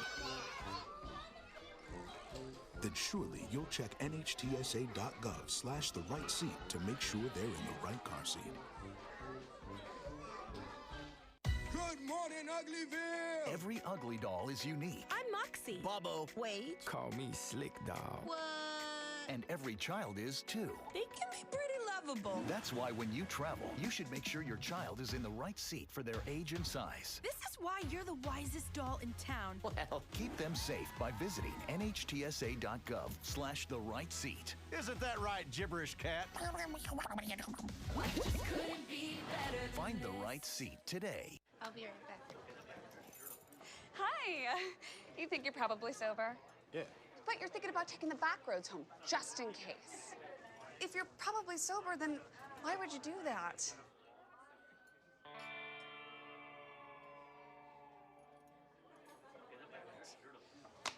Good choice. Probably okay isn't okay. If you see a warning sign, stop and call a cab, a car, or a friend. That's a full glass of wine. I'll be chatting you later. Touchdown! Did you see that? Whoa, we scored? Yeah, we scored. We're going to the playoffs. I can't believe I missed that. Every time I'm buzzed, I spend too much time on my phone. I should take your phone away. No. I'll call for a ride. Wait, why does my face look like that? Put the keys down, Kevin. But I'm gonna drive home. There are several warning signs present that you shouldn't be driving. My text to emoji ratio has gotten a little out of hand. A little? Yep, I'm definitely gonna call a ride home. What do you think you're doing, Kevin? Was just gonna drive home. There are several warning signs present that you shouldn't be driving. Like hearing voices? Like your text to emoji ratio? Oh man, the selfies. Selfie, nailed it. We all have warning signs that let us know that we're probably not okay to drive. Mine is pretending to be your subconscious. Craig, come on man, let's split a ride home. Yo, Scott. Hey. I'm heading out, man. You want to ride? No, I got my car, but I actually really need to go to the bathroom. Oh, you know what? I was just in there. The line is like 10 people long. You know, I think I'll just...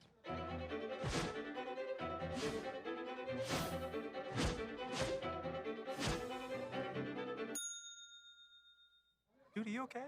You wouldn't believe what I was just thinking. I am definitely buzzed. Yeah. I think I will take this, and I will take that ride home. Smart man.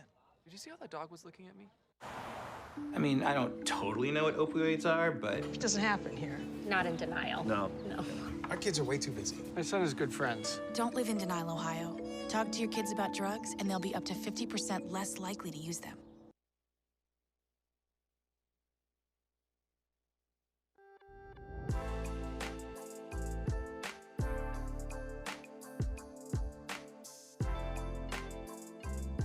Leaves us with the next item on our agenda is item number 5, opening session. I want to thank everyone for joining us this evening. If you're out here at the parade or listening, thank you again. Into the end zone, and that is caught by Jaden Wood. Come on now, how we doing? Y'all feeling all right out there? Hello and welcome to this edition of This is Glendale. I'm Bet Chorus. Hey guys, this is Unit 1 crew from Woodlawn Fire Department. We just want to wish you guys a Merry Christmas and a Happy New Year. And of course, you can always go to ICRC-TV.com. Always a great day when ICRC is involved. Another edition of ICRC, bringing the community to you.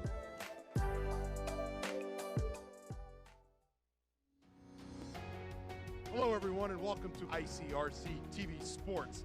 Three-pointer. Got it! What a goal!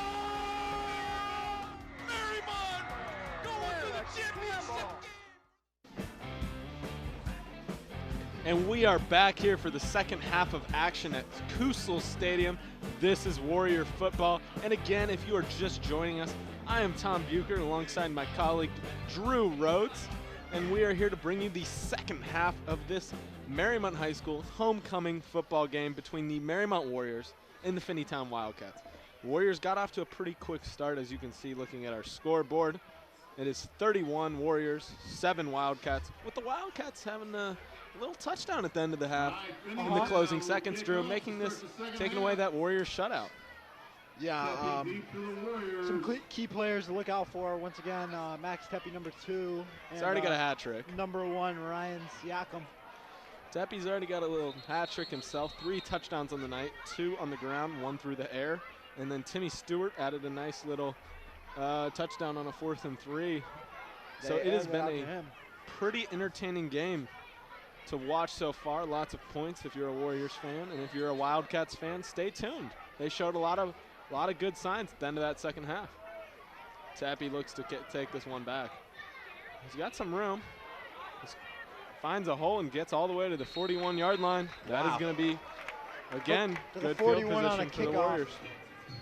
I mean, that's 2 fifths of the field right there off the kickoff. Max that is some quick math drill. Shout out to our math department giving us that good education. And speaking of math department, we've got our coach, Mr. Dixon, right next to us, calling the game. Shout out to all of our Warriors coaches that, don't donate their time, but they provide a lot of time to the team, and we thank them a lot. We'd like to thank our athletic director, Mr. Tom Nurl.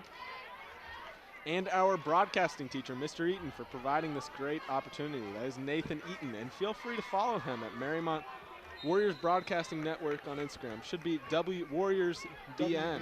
WBN. So give him a follow on Instagram and Twitter. It is a great program and has allowed us to commentate this game tonight. So we give him a big shout out. He was here earlier, and we hope him and his son are feeling better. That was a nice run by Dorston. About a 4-yard gain there, bringing up 2nd and 6, and they're on the 46, already approaching Wildcat territory, Drew. It's 2nd and 6.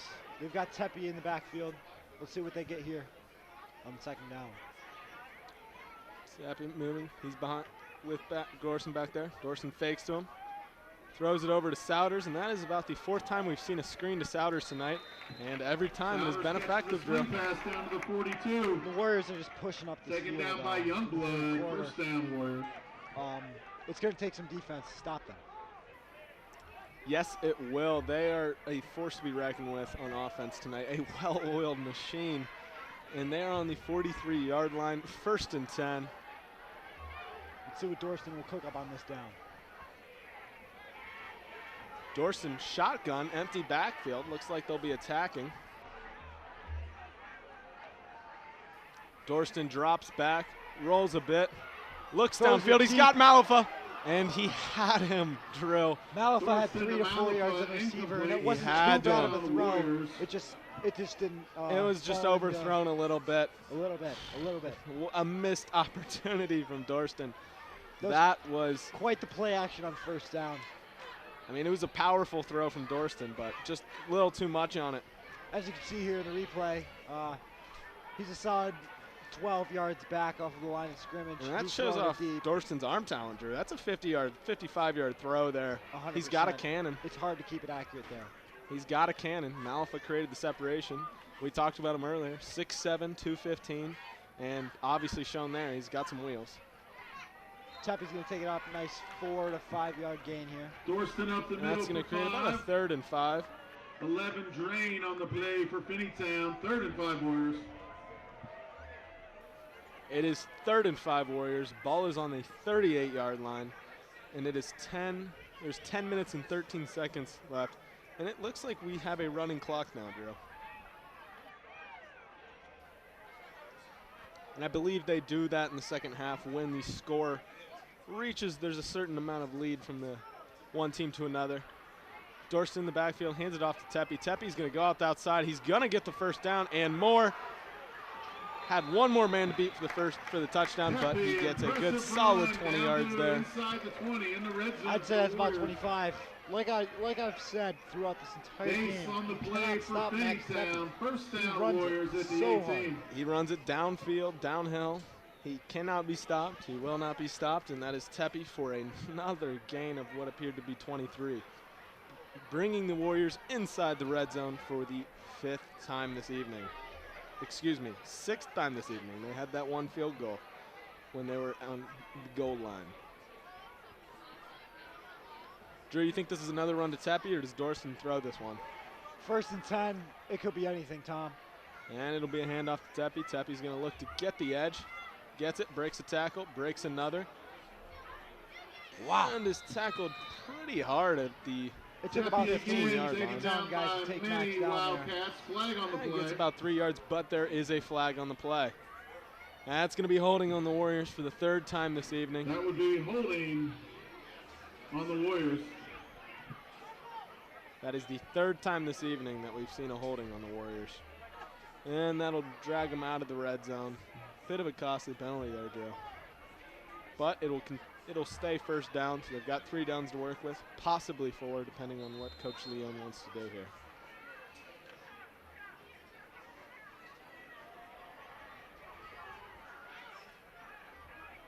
Dorston is in the shotgun. Tepe in the backfield along with him.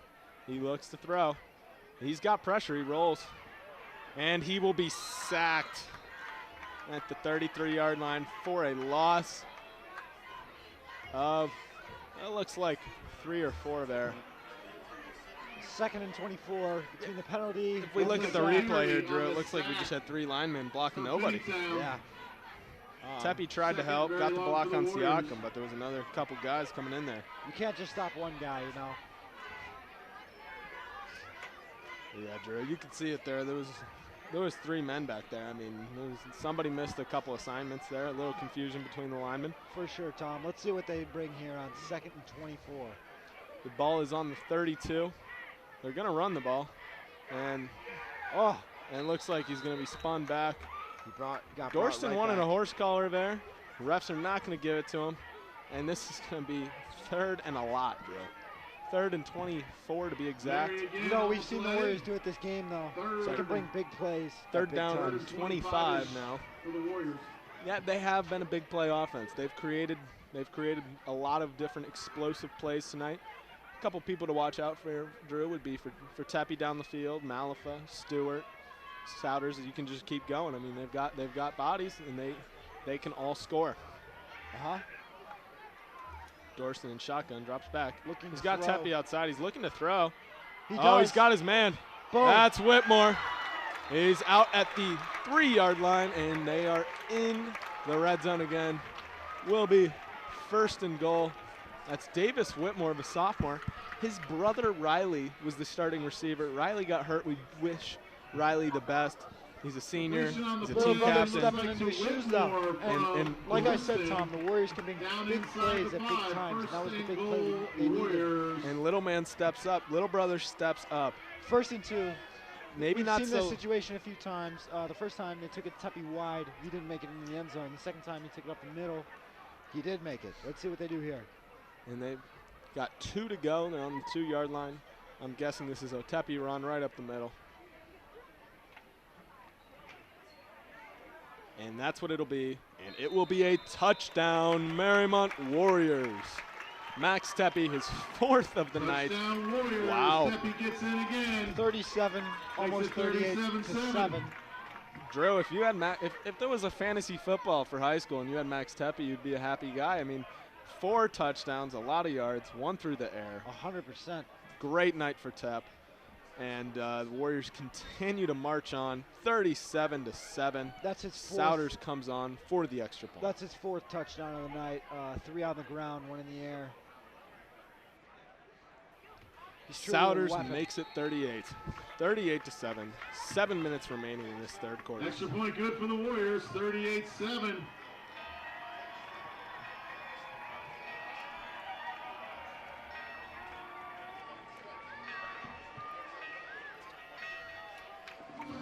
And we're going to take you through a quick game recap, starting with Max Tepe on the opening drive. Broke a few tackles, about a 25-yard touchdown run, showing off his speed, agility, power early. Souders had an onside kick that nobody saw coming, including us. Got it himself. Got the ball right back. Tepe ran another one in. That was his 2nd of the evening at the time. And then Dorston stepped back and threw it to, guess who? That's Max Tepe. He's doing it all tonight. Souders with the early call on the touchdown. And Finneytown, towards the end of the half, it was looking like it could be a shutout. And their quarterback, Ryan Siakam, got the ball about with maybe 15 seconds left in the half. And then there is Max Tepe, as we just saw, his 4th touchdown of the night. What a game for Max Tepe on homecoming night. Here we have Marco Zanardo stepping up for kickoff again. Stepping in for Connor Souders. This is his 2nd kick of the night. With this big of a lead, it looks like they may bring in some lower-level players. Marco's no snub, though. That was a big kick. He has a leg, as we saw early in the. You know, Warriors, they have so much depth on their roster compared to the Finneytown Wildcats. Just looking at the field, you can just tell that they're outnumbered. And that's going to play a big part in it. You know, a lot of fatigue when all your players are playing both sides of the ball. Here's a look at the Finneytown bench. As you can see, not a lot of subs. Makes it tough on players when you got to play both sides of the ball. Yeah, I can count their depth about the size of my hands. And Warriors, you know, there's blue everywhere. So. And that is a big part. Also, another big shout out to our man, Jeremy Sipes, keeping the Warriors hydrated, keeping them healthy. Jeremy's a great guy, and we love having him here at Mariemont High School. Yep. Ryan Siakam under center. Hands it off to number 4. That was William Martin with the carry. second down here. I think they got maybe 1 yard there. They need to for sure step up on this offense. Excuse me, that run was to number 9, Javian Coates, and he is a little wobbled up on the play, and he does not look good over there. We hope he is all right, and we wish him the best. And now it is number 4, William Martin, taking the carry. Another handoff. Looks like he's brought back a little behind the 10 yards from the first down.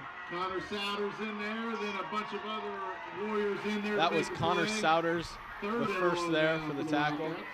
And it is now going to be 3rd and long with 5 minutes remaining in this second half, in this third quarter.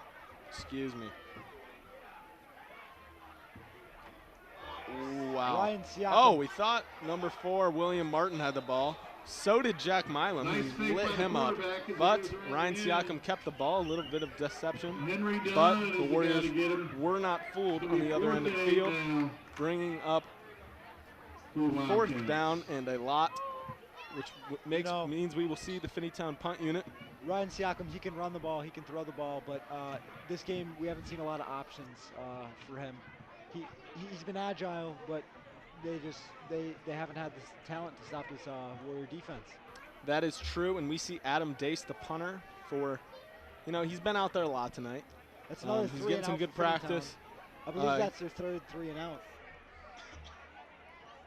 They've had a couple. Dace is getting some practice. He struggled a bit, including this one. That will go out at about the 40-yard line, depending on the 35, 36, depending on the spot. Need your support now more than ever to support our athletic program. And the Warriors will come out with great field position again. They have just had amazing field position all night long. And that is a testament to their defense. When the punt team only makes about 11 yards, that isn't very much help for their defense. No, that is not Drew, and that means Warriors have great field position again, which means this offense will be looking to score another touchdown and add to this already impressive lead. And standings, check it out today.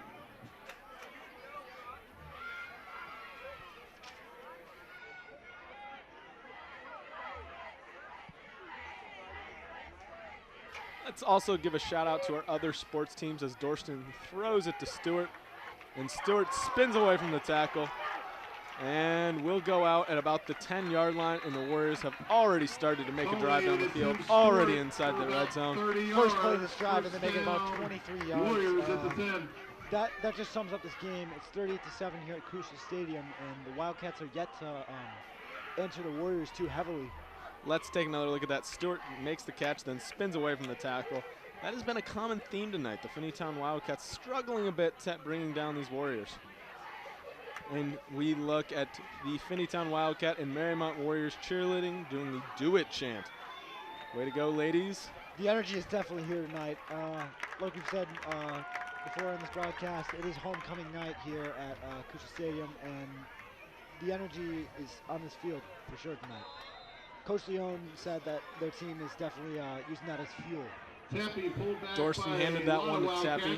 Tappy had a short gain of 2, bringing up 2nd and 8. And Drew, what I was saying earlier, let's give a shout out to some of the other sporting teams at Mariemont High School. The girls tennis team is gearing up for a run in the playoff, along with the boys golf team. And let's give a huge shout out to Maddie Murphy, becoming the 5th player in Mariemont girls soccer history to eclipse 30 goals and 30 assists. Congratulations, Maddie. Shout out to them, as well as shout out to ICRC-TV for broadcasting this event. Make sure to go follow them on Instagram at ICRC-TV. That is Alex Hatcher on the run, and Alex Hatcher on the touchdown. His first of the year. That's senior Alex Hatcher. And we love to see that from Alex. Player that's struggled a bit with injuries, but he's had a great comeback this year. For sure. And that is something we love to see. Alex Hatcher definitely has talent. He's a great RB2, but Max Tepe also just has a lot of talent as well. So and Alex looks a bit shaked up in the play, but great run, Alex. He's a tough kid, and that was an awesome run. That's his first touchdown of the night. And continuing to give shout-outs, the boys soccer team is doing well again. Seniors Martin Eisenhower, Henry Buck, Evan Farrell, and that kick is blocked. And we've seen that a lot tonight. These Finneytown players they break getting through on the offensive line on and these kickoffs. That one pays off. But like I was saying, Evan Farrell, Braden Ewart, and Max Miller, the senior goalie, they have a great team, defending state champions. They are also gearing up for a playoff run. And you can watch Tuesday's game on ICRC.com. And that'll be Mariemont versus Wyoming. Make sure to check that one out. Should be a great game. Two of the top teams in the CHL.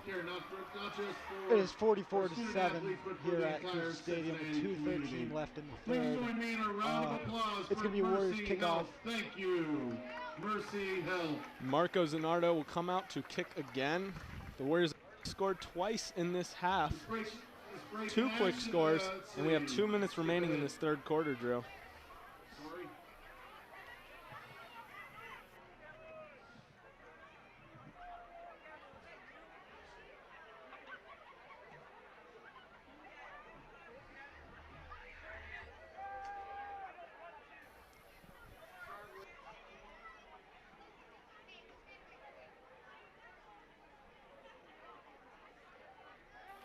And Zanardo is getting ready to kick this one off. Drew, this has been a fun night of football to watch if you're a Warriors fan. They've 100%. been scoring a lot. We love to see it. Zanardo, the lefty, with the boot. We'll see how Finneytown handles it. Bit of a bobble down there.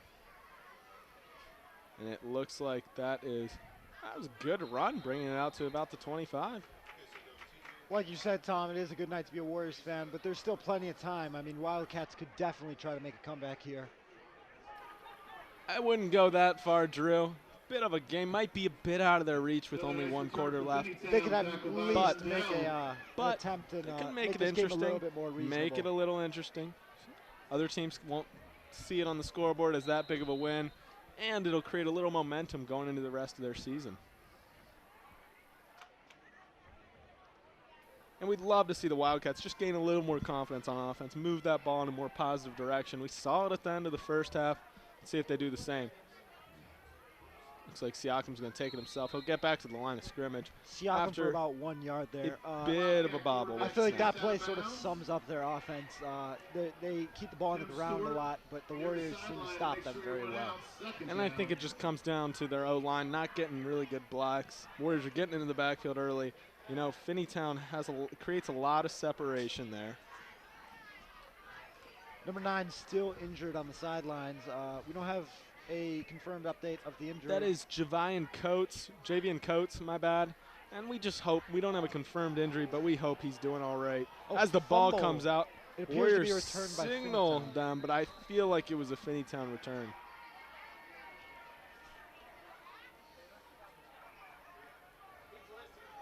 And it is Warrior football. That is number 20, Connor Souders on the recovery.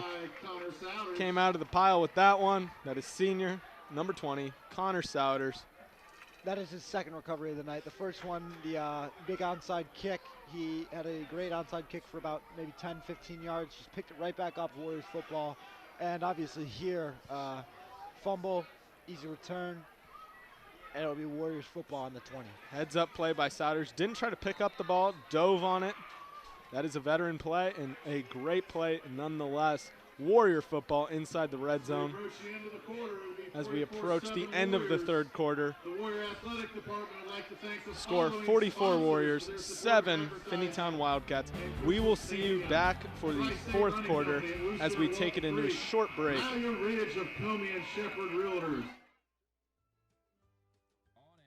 Or online. This is media for your community. This is ICRC-TV. There's no better feeling than to be a part of a fire department. This is a family. Police officer, it's a great job. It really is. You never know what you're going to get. You never know who you're going to help. We're forgetting what's going on outside. We're focusing on what's going on in here, and we're all family. This idea of a family academy, connecting families to talk about relevant issues. Unbelievable. Milford has stormed all the way back in this football game. The Warriors in the state finals! State finals! Ohio Wesleyan, here we go! And it's up to every one of you all to keep this going and carry the torch. I hope you will do that. thank you. ICRC-TV.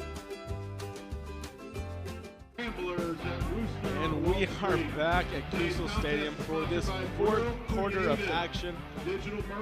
Warriors up 44-7. A big 37-point lead for the Warriors on homecoming night, and they are within striking distance again, Drew. Looks like that was number 28 for the Warriors. 26, it was Elliott Brown. Elliott Brown getting the younger guys in now. We might be moving into our depth here. Elliott Brown, he's a running back and a defensive back. Warriors run it down to the 11, tackled by Drain, second and short. And this is good for the Warriors to see some other players get some varsity minutes. Very important for the teams moving forward. As you can see there, Elliott Brown made it about 9 yards. That was pretty solid against this Finneytown defense. He managed to find the holes. Looks like we're also seeing quarterback Finn Warden in. He's going to take it himself. And he made it about 3 yards. He was hit pretty hard by the Wildcats. On the carry for the Warriors. It should be good for a first down inside the 10. Warden's going to stay in the game. He's rocking the flow. He's got a little hair there. We love to see the style from Finn. For sure, the freshman for sure. With a little flair. Like you got to go out with style. For first and goal, and that is number 31, Finn Warden. Rocking a bit of lettuce back there. Finn from the shotgun, bit of a high snap, hands it off to Brown. Brown's going to cut back. Looks like he's going to be close. And touchdown, Mariemont Warriors, I think. Touchdown, that is Elliott Brown, number 26, the sophomore. Elliott Brown, it almost looked like they were going to take him down, and then they tried to spin him around, and he just marched right into their end zone. Wow, great, very aggressive downhill run from Brown. They are very excited about that one. And you can see Finn Warden is hyped.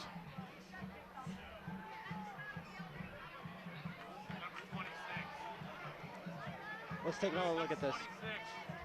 Warden hands it off. Brown goes out to the edge. As you can see cuts here, back in. He tries to take him down, but he just doesn't go down. He makes it right into that end zone. That's a great way to put it, Drew. That's a very driven running back. That is a sophomore, number 26, Elliott Brown. That is Souders with the BAT.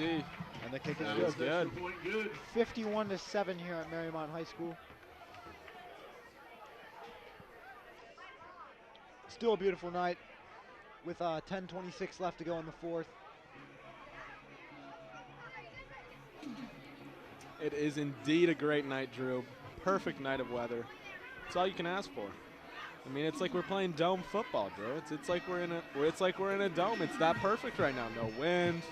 Yeah. 75. I mean, you know, we've been here for about an hour and 51 minutes, and the energy is still here. You know.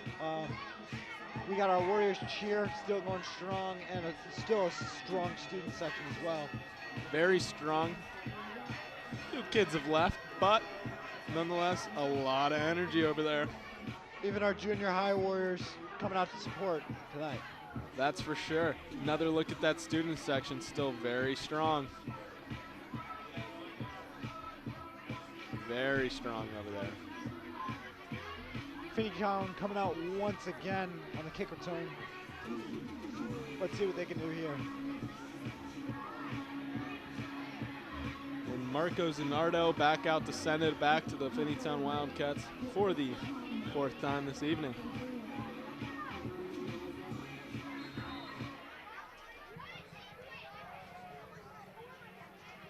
Zanardo with the signal and the kick. Bit of a squib kick again. Finneytown handles it well. Looking for a bit of a return. Wow. Took a few Warriors to take him down on that one. He stops at the 40. And that was number 55, Kiefer Burton with the tackle. That ball bounced a few times before it got to his hands, but he managed to catch it just fine. That was a very clean textbook grab from the Wildcats.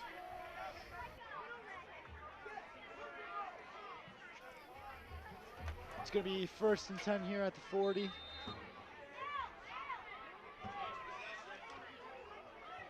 Still got Ryan Siakam with the football at quarterback. Only one receiver here. Let's see what they're going to do. Looks like number 4, William Martin, is in at quarterback, handing it off to Siakam at running back. sorry, he was at quarterback, handing off to Siakam. And Siakam, wow. Siakam is successful at that running back position. Like I mentioned earlier, week 3 against St. Bernard, Siakam got 198 yards and 3 touchdowns. His legs just didn't stop churning there, Drew. They did not. They've been going a little bit here for the Finneytown Wildcats against Mariemont Warriors tonight, but not as much as week 3.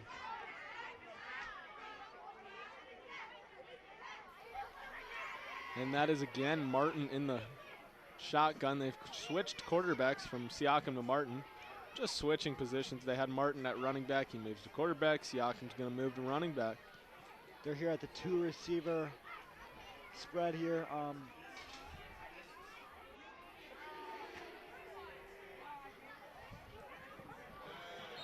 Martin takes himself. Looks to be about maybe 1 yard gain.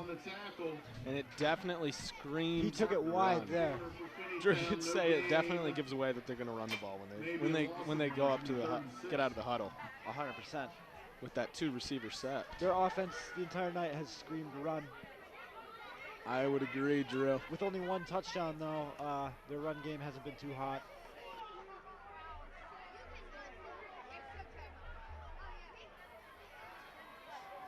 Looks like Martin will keep it himself. He finds a bit of a hole. Oh, and there's a bit of an off the ball. There's some off ball contact there. Looks to be number 56 for the Warriors, That was TJ Cox. Actually 58, I think, Max Mershon, Drew, if I'm not mistaken. There's a little bit of a jersey wrinkle there.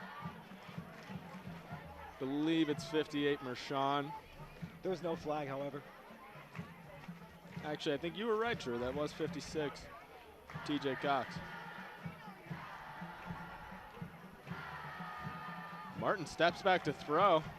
Is met by a lot, and now it's about 4. Now it's 4, 5, 6 Warriors. Wow. That is quite the pass rush. A lot more blue than white on that quarterback. Quite the pass rush. Looks like Hendricks was in there, Mershon, Cox. They all got in there. Burton. Wow. 2nd and 26. Let's see what they get done here. Only 2 receivers with 2nd and 26.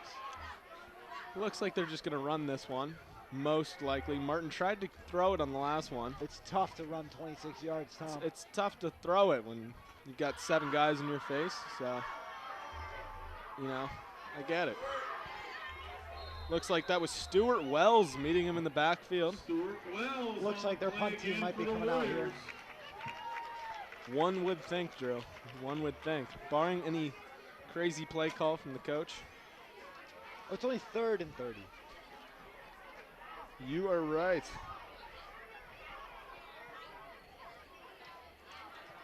And Finneytown head coach Gerald Warmack will keep his team out there. It is 3rd and 30.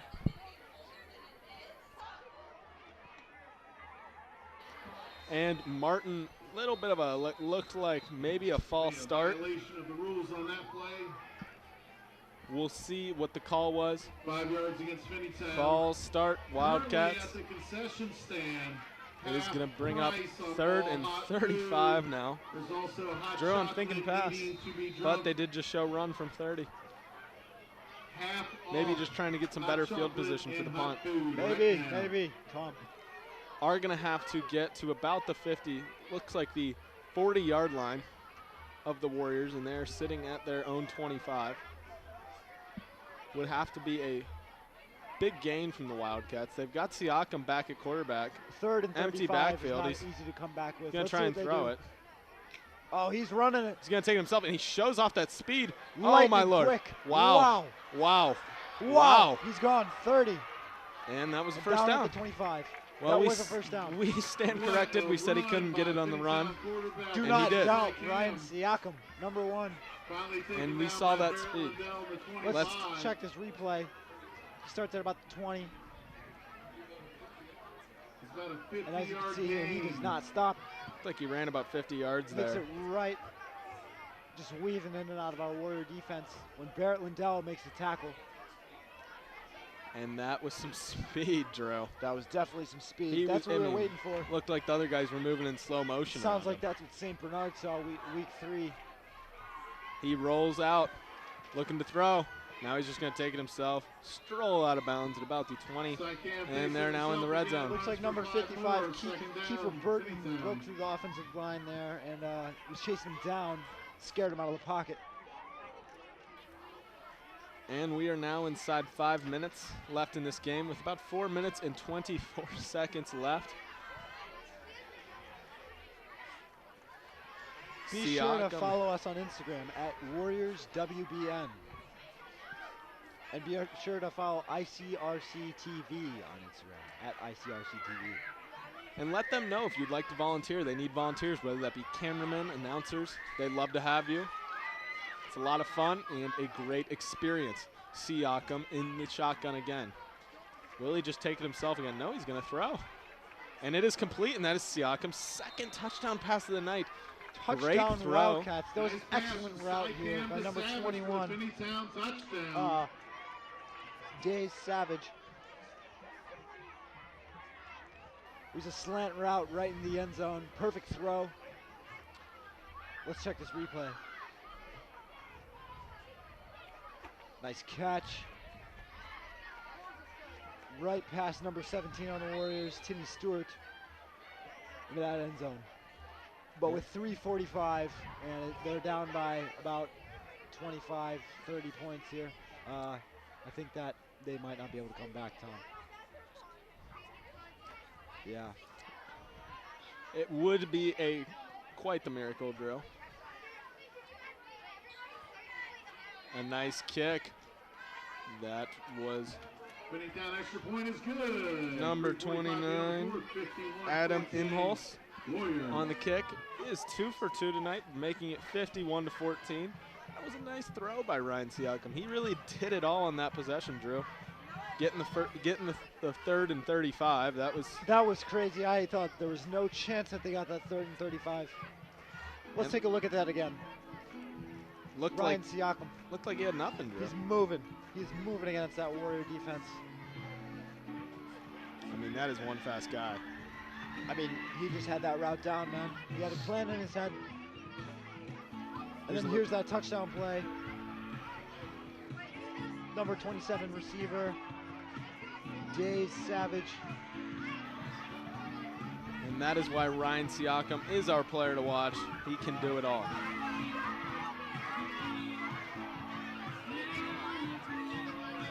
He is on the bench now, getting some much needed rest after that long drive.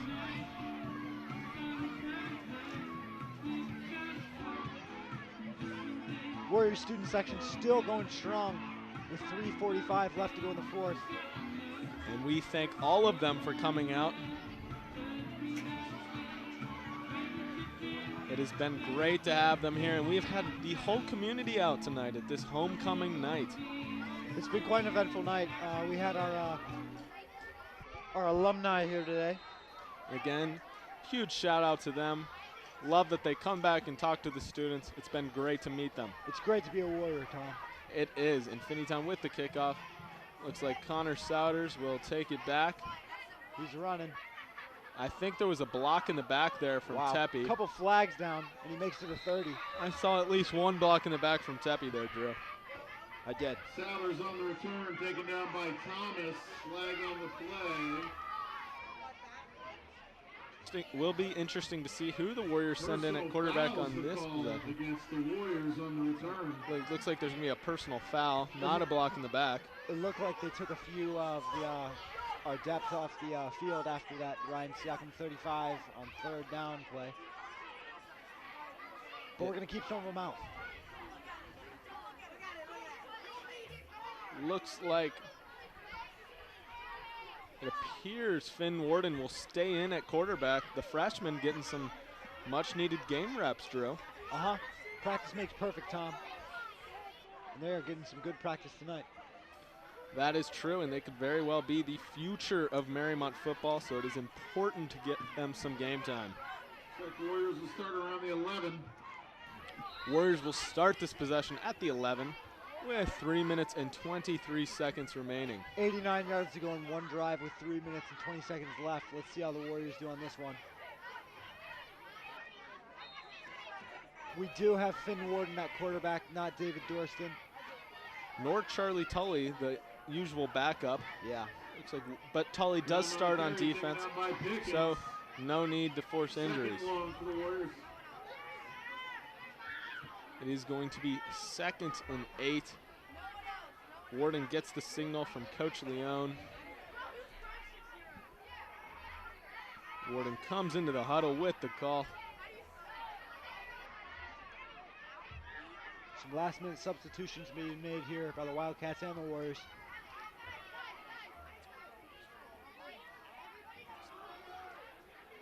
And thank you to our crew, our executive producer, Jason Dudley, our producer, Dean Lowry, and our director, Dean Lowry. A huge thanks to them. They made all of this possible, and we thank them very much for giving us this opportunity. Warden takes it himself, and it's brought down at about the 15-yard line, maybe a gain of 2. Special thanks to Nathan Eaton, our broadcasting teacher, actually. He's not here because his son was sick, but thank you, Mr. Eaton, if you're out there listening. He was here earlier to help us get set up, and we can't do anything that we do without him. He provides us a lot of expertise, teaching, and just good encouragement. Nobody's a greater teacher than Mr. Eaton. Massive thanks to ICRC-TV for putting this event on and making you guys be able to listen at home. Be sure to follow them on Instagram at ICRC-TV and our Warriors Broadcasting Network at Warriors WBN. Looks like the Wildcats took a timeout there. Maybe trying to keep this game going, get the ball back. I don't know what they're doing there, but oh, my bad. That is a Mariemont Warriors timeout. Only a minute 30 to go here. He was talking, Coach Leone was talking to the quarterback, had to call a timeout. It's 3rd and 11. 3rd and 11, as Drew said. This is 1 minute and 30 seconds left, the closing moments of tonight's battle between the Mariemont Warriors and the Finneytown Wildcats.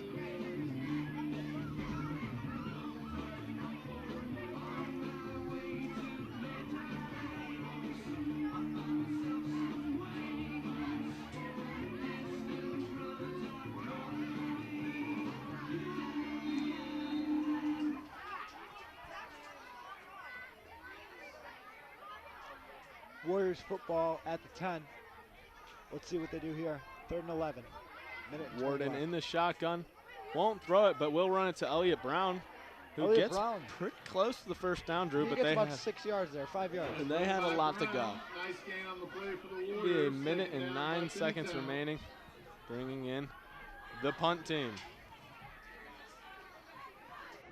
Swagman on the play for the Wildcats. 4th down, Warriors. With Swagman on the tackle. Bringing up 4th down for the Warriors and 50 seconds remaining. The Warriors waiting at the end of the football field, ready to welcome our team to the bell. The bell is a tradition here at Mariemont where when you win on the turf at Kusel Stadium, you go and ring, every player rings the bell. Shout out to our athletic director, Tom Nurl, for letting that happen. A great tradition here at Mariemont High School, and very nice of Mr. Nurl to let the students walk on the field.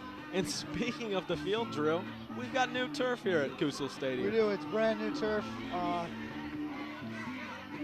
we're happy to have it. We are happy to have it. The old one was getting, well, a bit old, and Mr. Nurl made the much-needed adjustment and improvement. Look at that turf. It's Once beautiful. Again, thank you to our athletic director, Tom Nurl. Talk about some nice turf. And it's allowing us to lead this ball game 51-14.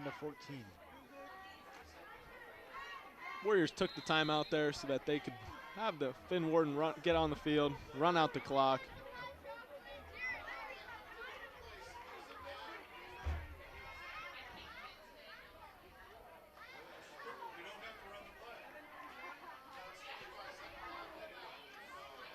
And he's going to, little confusion with the clock. Coach Leone I don't think he really cares. Everybody's just trying to get this game over with. Fourth at this and point. 5. It is impossible for the Finneytown They're Wildcats to gonna come back, hand but they it will off. tackle Elliott Brown very violently. And there's 3.2 seconds left. Big number 11, Amir Drain on the play. It's going to be a turnover on downs. First down, Finneytown. And the Wildcats will come out with on the 3.2 seconds left remaining. Looks Drew, like would be they could- interesting if they scored here. They could. Wouldn't make a difference in the game, but maybe on the stat chart, it could help them a little bit.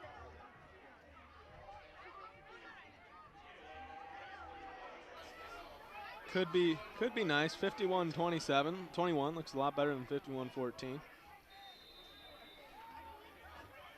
They're going to run the play. They're just going to let it They're down just going out. to spike. Thank Which you is for tuning great. in tonight. Your final score, Mariemont Warriors 51, Finneytown Wildcats 14. We'd like to special thanks to ICRC-TV and our teacher, Mr. Nathan Eaton. Make sure to follow us on Instagram at WarriorsWBN and ICRC-TV. And I am Tom Bucher. This is Drew Rhodes signing off. Drew, it's been a pleasure. Thank you.